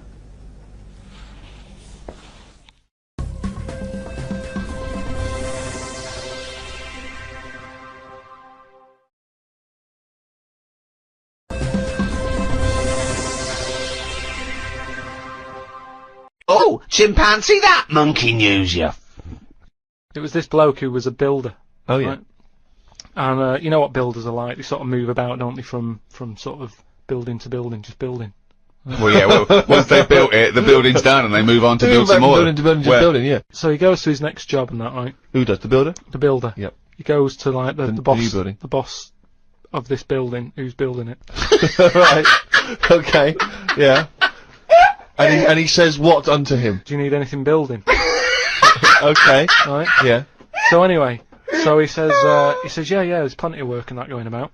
Yep. He says, we're working on this one here. He said, get going on it, like, there's your bricks and your cement and stuff, get on with it. Yeah. Any plans? Just build. Just start building. Yeah. Go up. They're getting on with it and stuff, it's all going well. Yep. But he notices that there's someone working high up, right, on the top bit. Sure. Because do you know, like, there's girders and stuff on these big buildings. Yeah. And he's still building the bottom bit, and which he's is weird. still, yeah, well, that's the way they do it there, apparently, just to sort of speed it up, work from top to middle, from top to bottom. Sure, that's in imaginary land. We put the spire on, now we better do the foundations, and then put some stuff in the middle to keep it up there. So anyway, he's saying to, like, the other workers, he's going, who's that up there? Who's that up there? He's working on his own. What, the little fella, was he? And, the little hairy fella up there. Who's the little hairy fella up there with the hard hat? And the other fellas are going, look, you know, don't ask questions, you know, the boss decides who he takes on, we're happy to be getting paid here. Don't ask questions! Yeah. Well, I'll see him when he comes down. So he said, well, it's pretty impressive, you know, the work rate he's doing, the way he's getting from one girder to the other. Swinging, is he? He doesn't seem to be scared of the heights or anything. He said, no, just let him get on with it, you know, we work well as a team. Lunchtime comes, they're all sat on a little wall having the sandwiches, he's thinking he'll come down in a bit. He's just carrying on. Is he just still going? Still going on that, right? So the fella says to the boss man, he says, isn't that fella up there going to come down and join us for lunch? He said, like I said, mate, don't worry about him, right? So he said, oh, anyway, you've reminded me that he's up there.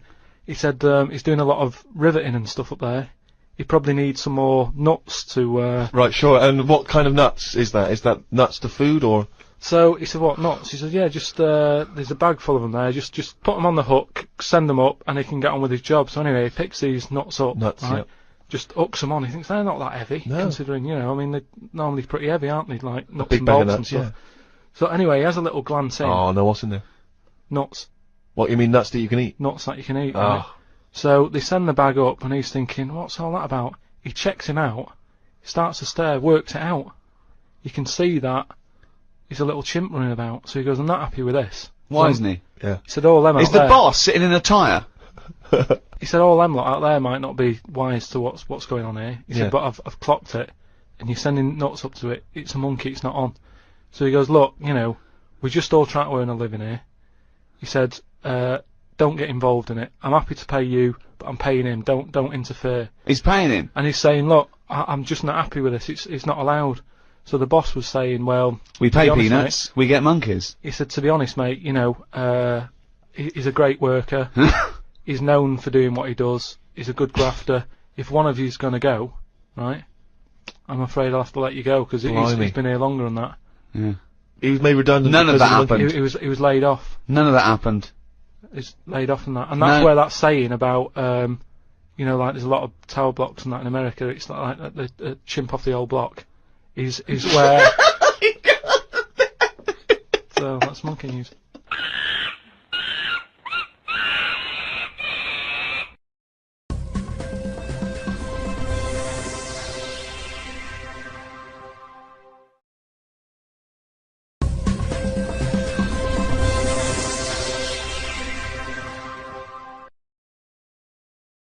Come in. Right. Ah, Mr. Pilkington, and how are we today? Yeah, I'm alright, Doctor. Yeah, I've just come for my checkup. Okay then, pop your pants off. What? Just pop your pants off. Well, and, I've got to take my pants off. Well, because I have to pop my finger up your What? to check your prostate gland. Don't worry about it. Well, I am worried about it because prostate cancer kills 10,000 men every year in Britain. You can check that out if I get any symptoms. Well, there aren't always symptoms, and symptoms do vary from man to man. So the best way to check it out is I just pop my finger up there I'm really and have a happy with this, feel. just- Don't worry about it. Is that it? Yeah. It's not that bad. I don't know why he was worried. You probably saved his life there. Does he have to be here? He's just a mate. Don't worry about him. He's just watching me at work. Prostate cancer is the most common cancer diagnosed in men. The chances are you know someone who's affected by it. To help make a difference, please donate now. Well, congratulations, Ricky. Much deserved, I'm sure. Thank you very much. Ricky, I just wonder if I could ask, you're the most famous comedian in the world, and yet despite your incredibly successful career, you're still able to give enormous amounts of time to charity. Shut up, embarrassing me. Well, that's what you've written. I Well, think. just ask the question. No, I just wondered how you find so much time in your hectic schedule to help charity. You've got to find time. 30,000 men are diagnosed with prostate cancer every year, 10,000 of which die of the disease, and a man dies every hour from prostate cancer. So, you know, that's why I give so much of my time and raise so much money for cancer. I mean, I don't know if we've got any stats how much I sort of raised last year for cancer. Just says fucking millions. Yeah, and they're welcome to it, you know. But I will say this, if I ever get cancer, I'm going to go into the nearest hospital and go, right, I paid for that machine, get that little bald fucker off it. Talking of little bald fuckers, Karl Pilkington. Alright. Thoughts? Just one. It's 2006. Why are they still using the finger? Good point. Good question. Chris Martin from Coldplay, got a few questions for you. Can I wear your sunglasses?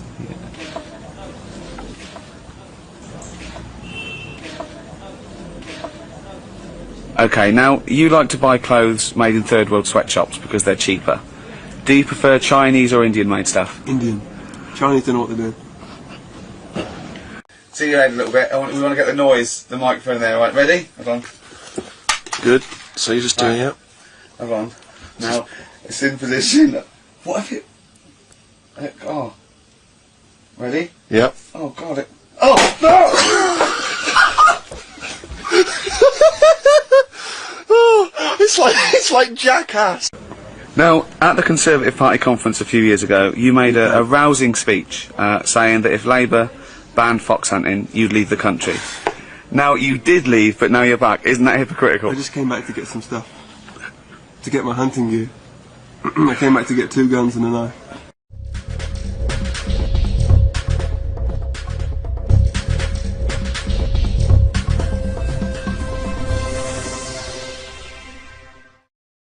No. What's the other question? No, you famously said you don't trust black people. Isn't that racist? I think racism is a state of mind.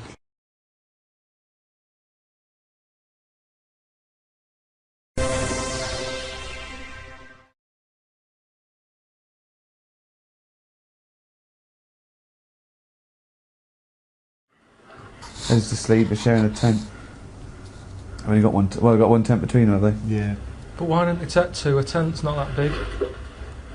Oh, yeah.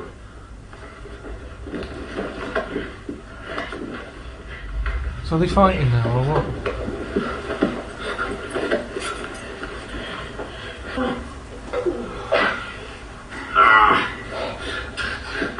It was cold outside, he said, come in my tent. And then that happens. What do you think, Carl? I'm still none the wiser as to why they do that.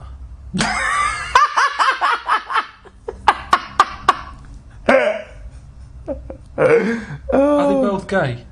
I think if you have sex with another bloke, you're generally considered gay. If you're willing to pop your John Thomas up, John or Thomas, Yeah. I think you could be considered.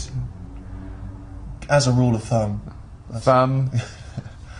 What I mean is, if they're mates, they're going across the western, whatever that it's called, right? Across the west, on their horses. They say, come on, come in here, it's cold, don't be sleeping out there by that rock. Get in the tent. They get in the tent, there's still no mention of gayness. Then, one of them does that. I know. Well, I don't know. It must have been planned, is what I'm saying. No. How do you know what your job is? No. It's What not do you like mean you know what your job because is? a man and a woman, it's like, well, we know what we've got to do here, but with them, there's different options.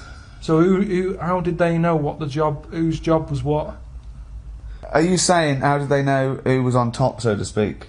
Yeah, because it all happened pretty I quick. think you fight for it. I think it's first dibs, isn't it? Like bunks, like bunk beds, isn't it? I don't know the rules. I don't know what the rules are. I don't know what the rules are. But then what happens then, Steve, after that night? because of the difficulties and constraints of the time in which they live, they have to live a lie. So they both get married to wives, but they maintain their love affair across the years and the decades. Yeah, but don't the wives get suspicious when they keep saying we're going camping again this weekend? Well, you're very right, they do. But you wouldn't suspect a cowboy, would you? Except the one in Village People. Yeah. I thought he was the only cowboy. He's fairly... That was a little bit iffy. Yeah. I don't know. He hangs around with a Native American who's normally the antithesis of the cowboy. The cowboy and the Indian, they hate each other. They hate each other, yeah, I know, But yeah. they're hanging out. So are you going to watch the rest of the film now? Has it whet your appetite? Could the film still happen even if they weren't gay? Is it just a cowboy film, but that's a bit of filler? Let's just have another watch and see if there's anything else. Oh, does he want to watch it again? Are you sure you want to watch it again? Listen, if you want to watch it again, watch it again. Yeah. No, I'm just... What? But no, if you want to watch it again... If you want to watch it again, watch it again. Don't be afraid. Don't be afraid to watch it again. If you want to watch it again...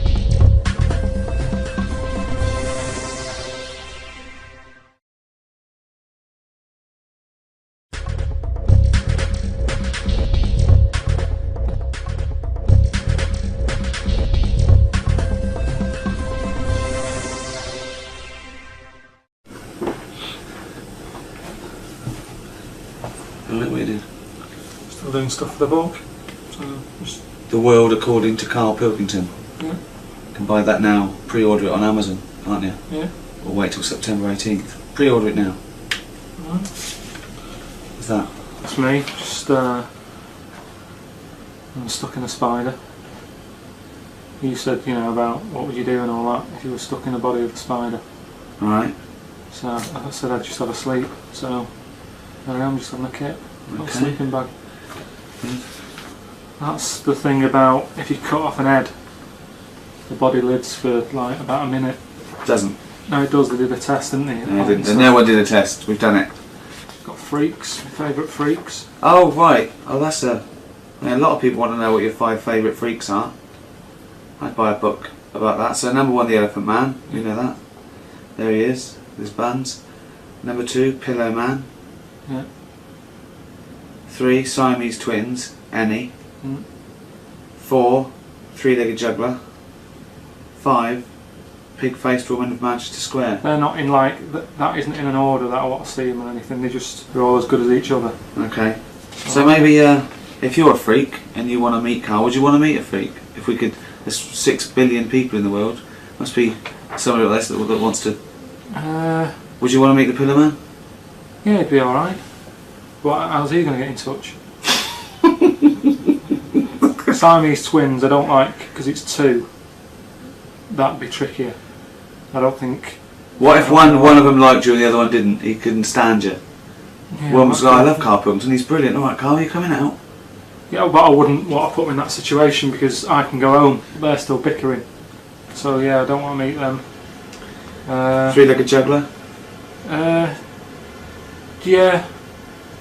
What would he have to juggle for you to take your eyes off his legs? Well, that's the thing though. He'd think I'd be getting him in to sort of do some juggling, and he might sit behind the desk and they go, "Oh, I'm not interested in the juggling." I love the fact that you think you can get him in. You can hire this man who probably died 100 years ago. The monkey that was a fireman. Wasn't. Just the idea of a cat with mops on its feet to clean the floor. That's that good invention that came out. I'm pretty sure that's not a real invention. And there's you washing up with your little trousers down.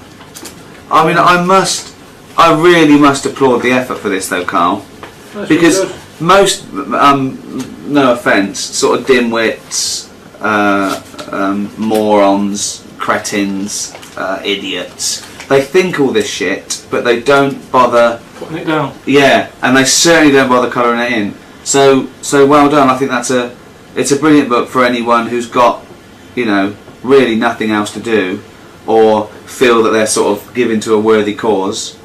And that's available now on Amazon.com or Amazon.co.uk. And it's, what is it, like 200 pages, and it's got all these illustrations and great stories. And a foreword by me, in which I'm basically going on about Karl being an idiot, which is the only truthful thing in the book. I'm pretty sure of that. Good. So well done.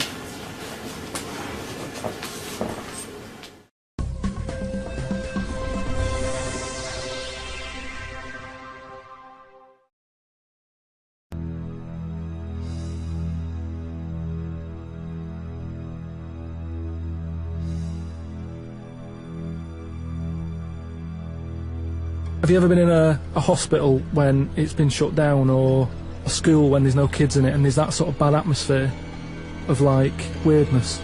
Yeah. Right? For the sake of argument, yeah.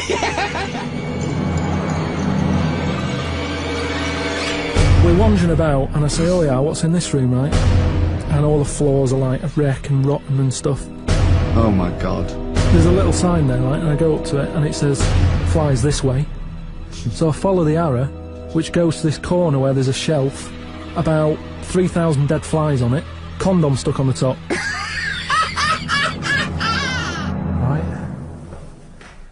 Right, you might remember in the first podcast I was telling you about this scary house that my mate lives in, where he's like a security man. You're not like a security man, are you? What are you? Well, I just look after it. You just look after it and that. He just looks after it. So this is it, because I thought I'd show you around it, because just in case you thought I'd made it up and that, about the bit about the flies and all that, where there's flies on the shelf and stuff. So this is the sort of state I was telling you how it's a mess. This is it. Ceiling's caving in over there. That's just there.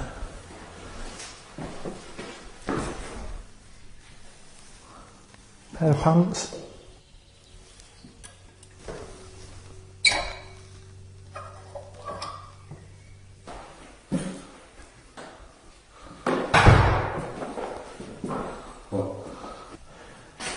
Right then, we've found the room that I was talking about on the podcast, with the dead flies and that on it. This is the sign that I was telling you about. Got a fly on it, right? Little arrow. There's flies here, look. Little ladybird there. Oh. flies attacking the ladybird and that. Right, so you've got that, and follow it along. Right, you think, well, there's nothing there. And you've got, if you can get the camera up there, right, look at that lot. Dead flies. I'm just showing you this because some people have said, oh, you made it up and all that. But there's no way, just for the sake of the podcast, I'd go around collecting that many dead flies. There's a condom as well that I was talking about. Weird, isn't it?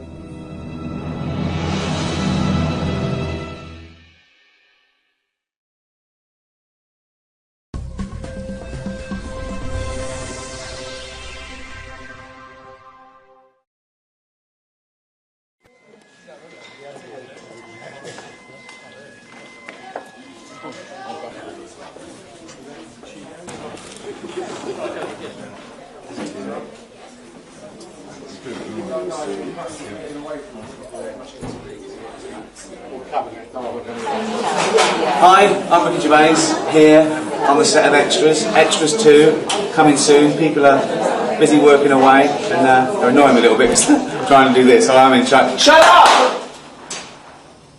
That's power. Okay, back to work. 14th September, the new series starts.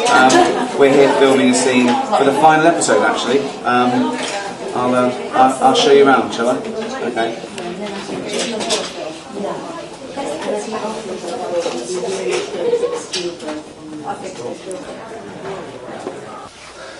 I know what you're thinking. What hospital are we filming in? It's not a hospital. She's not a real nurse. Let's we just put this in. Hey? Do these look ill? Bad example. We're going into the main studio now. We're just using a little corridor there for our hospital.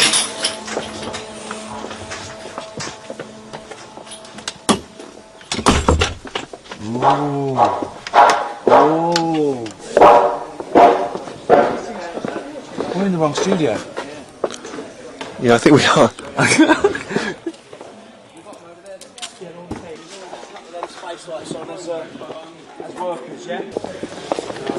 Oi oi, who's this little face? Excuse me. Yeah, can I help you? It's Robert Lindsay off My Family. Well, not just My Family. Citizen Smith GBH. Repeated soon on E4. One of the best drama series of the last 25 years. What are you doing here, Robert? Well, Why am I here? I've been asked to work with you two. That's an exclusive. That's not out. That's something the papers haven't got. Robert Lindsay's in Extras as well. There's a little bonus for you.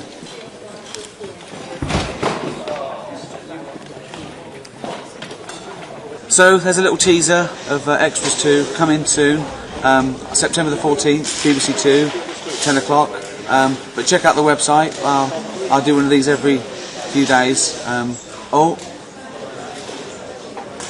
sorry. I've gone toilet. Oh, I've gone toilet. Can you empty it? Can you empty it?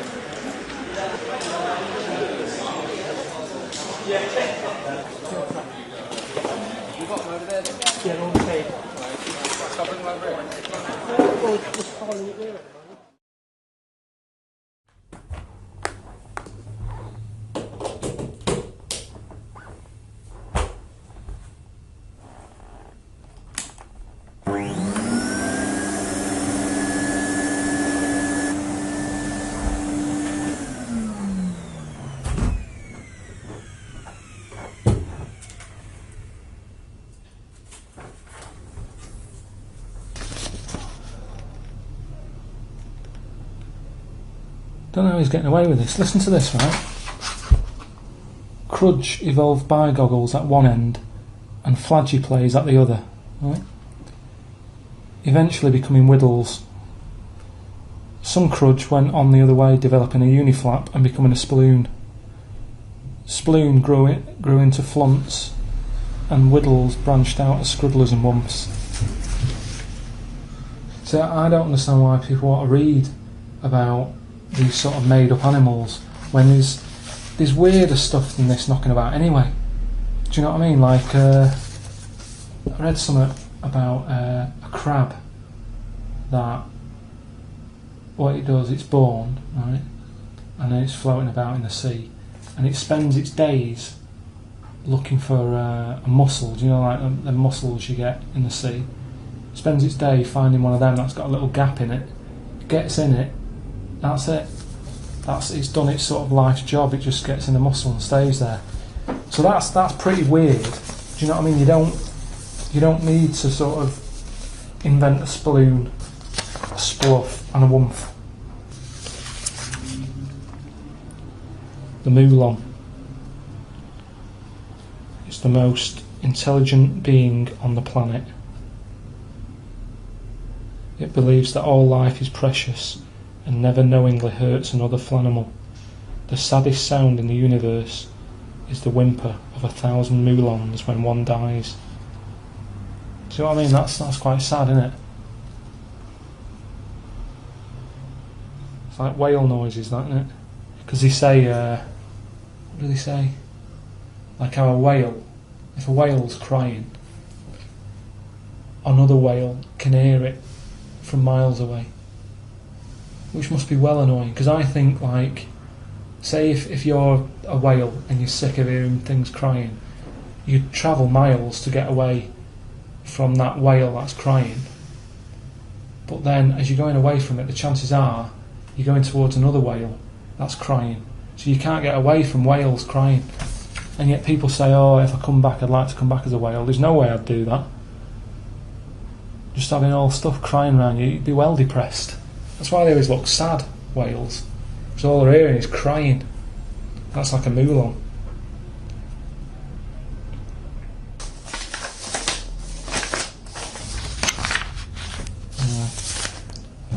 Don't know what order this was in. Not that it matters. You know what I mean?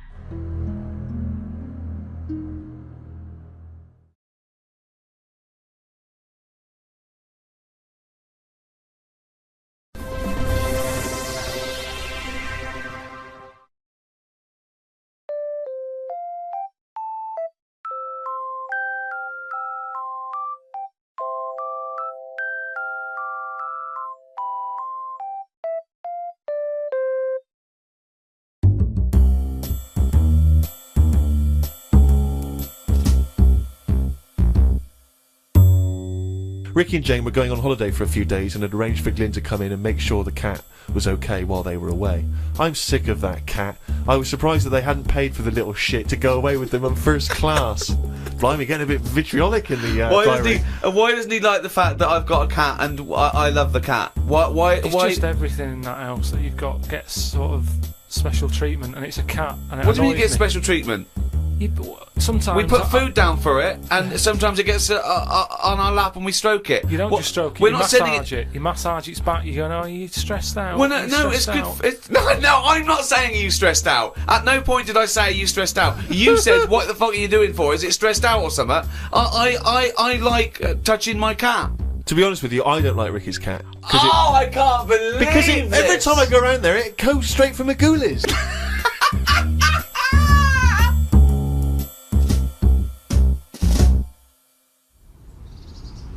I just don't like it. It thinks it's it. Do you know what I mean? The way it wanders about and that. It's if it owns the joint. Jonathan Ross gave it him.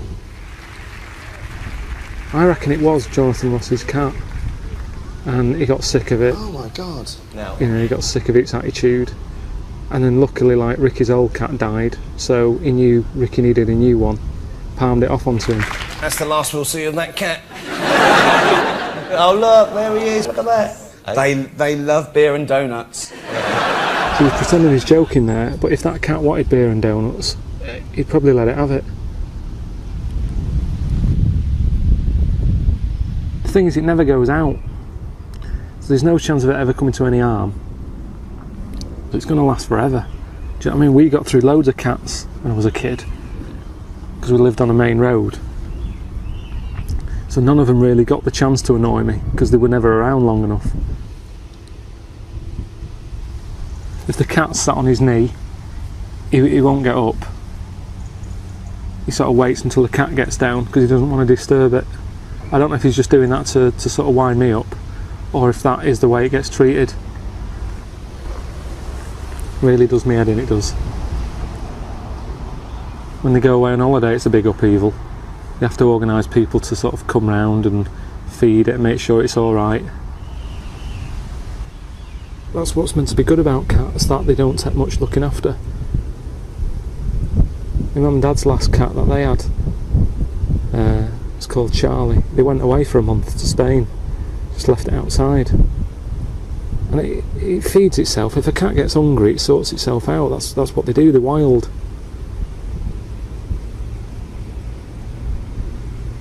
I mean, it had lost an eye by the time they got back, but it didn't go hungry. Sick of it. Hello. We've taken time out of our busy schedule to tell you about the new series of the Ricky Gervais Show. It's coming soon, in fact very soon, August the 22nd. It's another 6 half hours of drivel, available on iTunes and Audible, and we've got loads to talk about because we've just been filming the new series of extras, which is, you know, turning out fantastic. Well, that's not for us to say. Wow, it's us that's talking, and I'm telling you, it's brilliant. No doubt win all the awards. Well, we don't do it to win an award. It's not, no, we don't do it to win an award, we do it to win loads, particularly the American ones. Brilliant, so look forward to that as well. But anyway, the Ricky Gervais Show, featuring me, Ricky Gervais, Stephen Merchant, Hello and, there. of course, Karl Pilkington. There he is. Alright. So, yeah, we've been working with the likes of Orlando Bloom and Chris Martin from Coldplay. David Bowie, Sir Ian McKellen, Daniel Radcliffe. So we've got a lot to talk about, haven't we? We've got a lot to talk about. And Carl, it's been 3 months. So have you got anything to talk about? Have you been doing stuff? Yeah, I've been doing loads of stuff. Yeah. Yeah, well, you say that. The reason I ask is because on one podcast, your entire week's events consisted of going to the cobblers, and that made it into the diary. So, have you done anything interesting? Yeah, just doing loads of stuff. Yeah.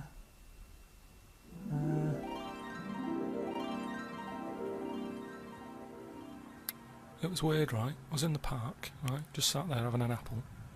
Finished eating it, chucked it on the floor, right? Within seconds, an ant was on it, eating it. It's weird, isn't it, right? How that ant is totally different to me, isn't it? What it gets up to in a day and that couldn't be further away from what I'm doing. And yet, we both like an apple. Look at it, just loving it. I don't think I'd be that good as an ant. Because thinking about it, right, if I was that ant sat on there, I'd probably be overfaced by that apple. It's too much. And also, I sort of like to know what I'm going to be eating. At the start of the day, I'll say to my girlfriend, like, right, what are we having for tea tonight? She'll go, why do you need to know? And I go, because I like to know. I like to get my taste buds ready and that. Whereas that ant, 5 minutes ago, it didn't know it was going to be having apple. But it's got to have it, because it might not find anything else. I wouldn't like that. I wouldn't want to be an ant. Carl.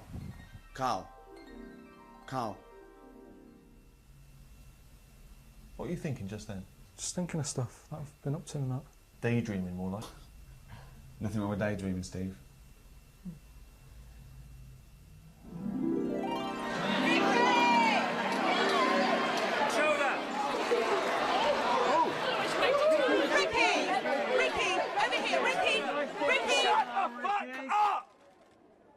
Jesus, you know how fucking annoying that is. Go and do something. Just fuck off. Go on, go home. Read a book. Jesus. That's my head in. You alright? Yeah. So just to recap, all new Ricky Gervais Show with Ricky Gervais, Steve Merchant and Karl Pilkington, available from August 22nd on iTunes, audible.com, or via Ricky Gervais' website, rickygervais.com. Is that it? That's The awards. Yeah. Huh? Awards. What?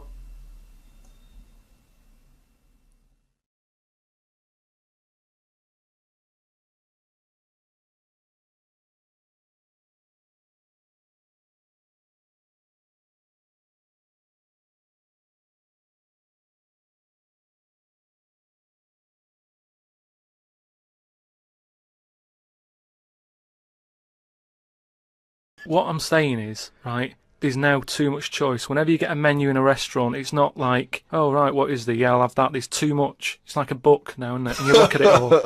And then you've got to that point now that people are even taking a risk when they're eating. What do you mean? You know, in Japan or China or something, they're eating that fish that if it's not cooked right, it can kill you, right? Yeah. Not worth the risk when there's so many other fish. Yeah, I agree. Why have mackerel, have a bit of cod or whatever. Yeah, as soon as there's a risk, yeah. take it off. Take it off I the menu. agree. I totally agree. Not worth it. We've got a fish that might or might not kill you. Well, is there anything that definitely won't kill you? Yeah, but a chicken won't kill you. I'll play safe then. I'll have that. I love that. I love the chicken. That's what I'm saying. It seems to be the trend at the moment for people to eat things that you shouldn't really be eating. Octopus. They say, oh, it's best if you eat them alive or something, right? And there's been stories of people who've been eating them, and because they're still alive, the legs are like, you know, you get round the neck and what have you, inside, and they choke you. Why would you want to eat that?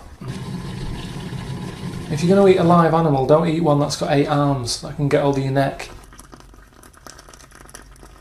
I could understand it if we've run out of everything else, right? Alright, what's left? Octopus. Go on then, I'll have a leg. But there's no need to be eating that at this moment in time. I hadn't had pasta till I was about 24. Now kids are having all this stuff. We're away for a weekend a couple of weeks ago. Sat in a restaurant. Some kid asked for sorbet. He's only about 11. Just the amount of juices they've got now as well. When I was a kid, it was just you just had the one choice. You had orange. Now you look at it, it's like you've got apple juice, you've got pineapple, cranberry. Saw a carrot juice the other day. Out of all the bits of food that are out there, I would not think about getting juice out of a carrot.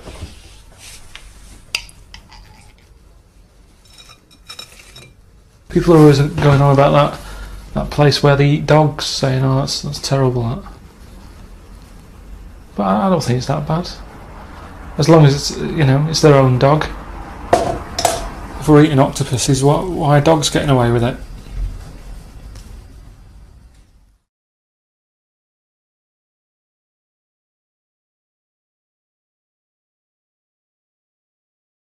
Excuse me, I don't suppose you've got a copy of The World of Karl Pilkington, have you? No, sorry. It is rather new. The World of Karl Pilkington.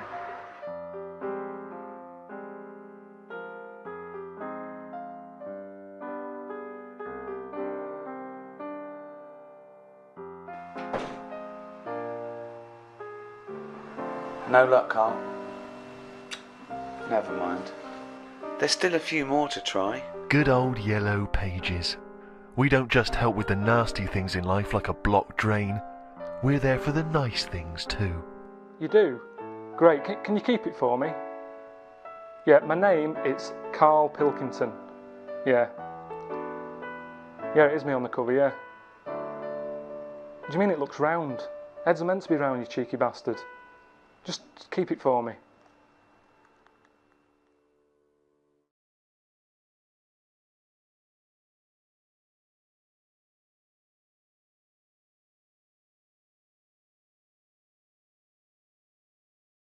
Guys, it is a pleasure to be seated here with Kings of Podcast. That's not saying much though, is it? Kings of Podcasts. Yeah. It's not like the Kings of Leon. No. Now that would be cool. Or the King of France. Yeah, he's even better. Oh, it'd be great, wouldn't it? The King of France. Now, what's he like now? Is he still around? I don't know. Oh, they beheaded him, didn't they? Really? Yeah. That wouldn't be good then. Kings of Podcasts is the best, isn't it? Audiobooks. We prefer that time. Kings of Audiobooks. Podcasts are free. We make nothing from podcasts. Let's get it right. And you've just had your back bedroom carpeted, haven't you? That's not Well, my about to tomorrow. He's rolling it now. He left his job, and we were doing free podcasts, and we had about, I don't know, 1 million downloads. And I think it was Steve that said, "Why don't we just charge £1, Rick?" And we did charge £1. Yeah. And now, what listeners do we get? We've had about 3 million sold, and about 160 million free downloads. So still, they want something for nothing. They still won't give us £1 for everyone. Yeah. Everyone loves a bit of freeness, though, don't they? Yeah. Well, the British do, which leads me nicely onto the guide to being English. English, yeah, to celebrate St George's Day, 23rd of April. Yeah. What do you think makes us English? What do you think defines us? Being born in England. Yeah. That's the main one, isn't it? Again, if you're the King of France, you'll have very little experience of being English. Yeah. Being born in England pretty much sums up being English. But this was very much something that we discuss on the audiobook, is what makes a person English, what defines your Englishness. We go from the trivial and superficial of what an Englishman looks like. I thought he was like a little stocky fella with no neck and a head like that. Whereas about a sort of bald Can I go now? Because that's what I was here for, wasn't sort of like a real sort of, you know, little bulldog breed. Whereas Steve thinks of Hugh Grant. Always. Or a sort of James Bond figure. Who's someone I very much model myself on. Yeah, that's how I pictured the Englishman. Although I've never seen James Bond's glasses fall across the room when he was fighting with someone. No. It would all be over, wouldn't it? He'd go, "Miss Moneypenny, can we get Q, can we have some elasticated things on these?" That wouldn't happen. No, it's true, but it's one of the reasons I rarely fight international spy rings. But Karl, what was your take on English? In what way? Anyway, right. Just answer any question. I don't know what it means to be English anymore. I don't know if I feel English. Look at the body language. What do you feel? Look at the body language. I feel more Polish. I don't know what that means. Just because whenever I walk past sort of builders and that who are Polish, they'll always sort of give me the nod. The look that I've got, I think I look more Polish than English. I think. I'm just going off foreign builders and that. They always sort of give a nod. Any Polish in you that you know? What do you mean they give you the nod? You're walking past a group of builders, you don't know if they're Polish or not. No, you can tell they're Polish. How can you tell? They're just the way they look. You can tell they're Polish. And the builders, there's the first sign. Racist.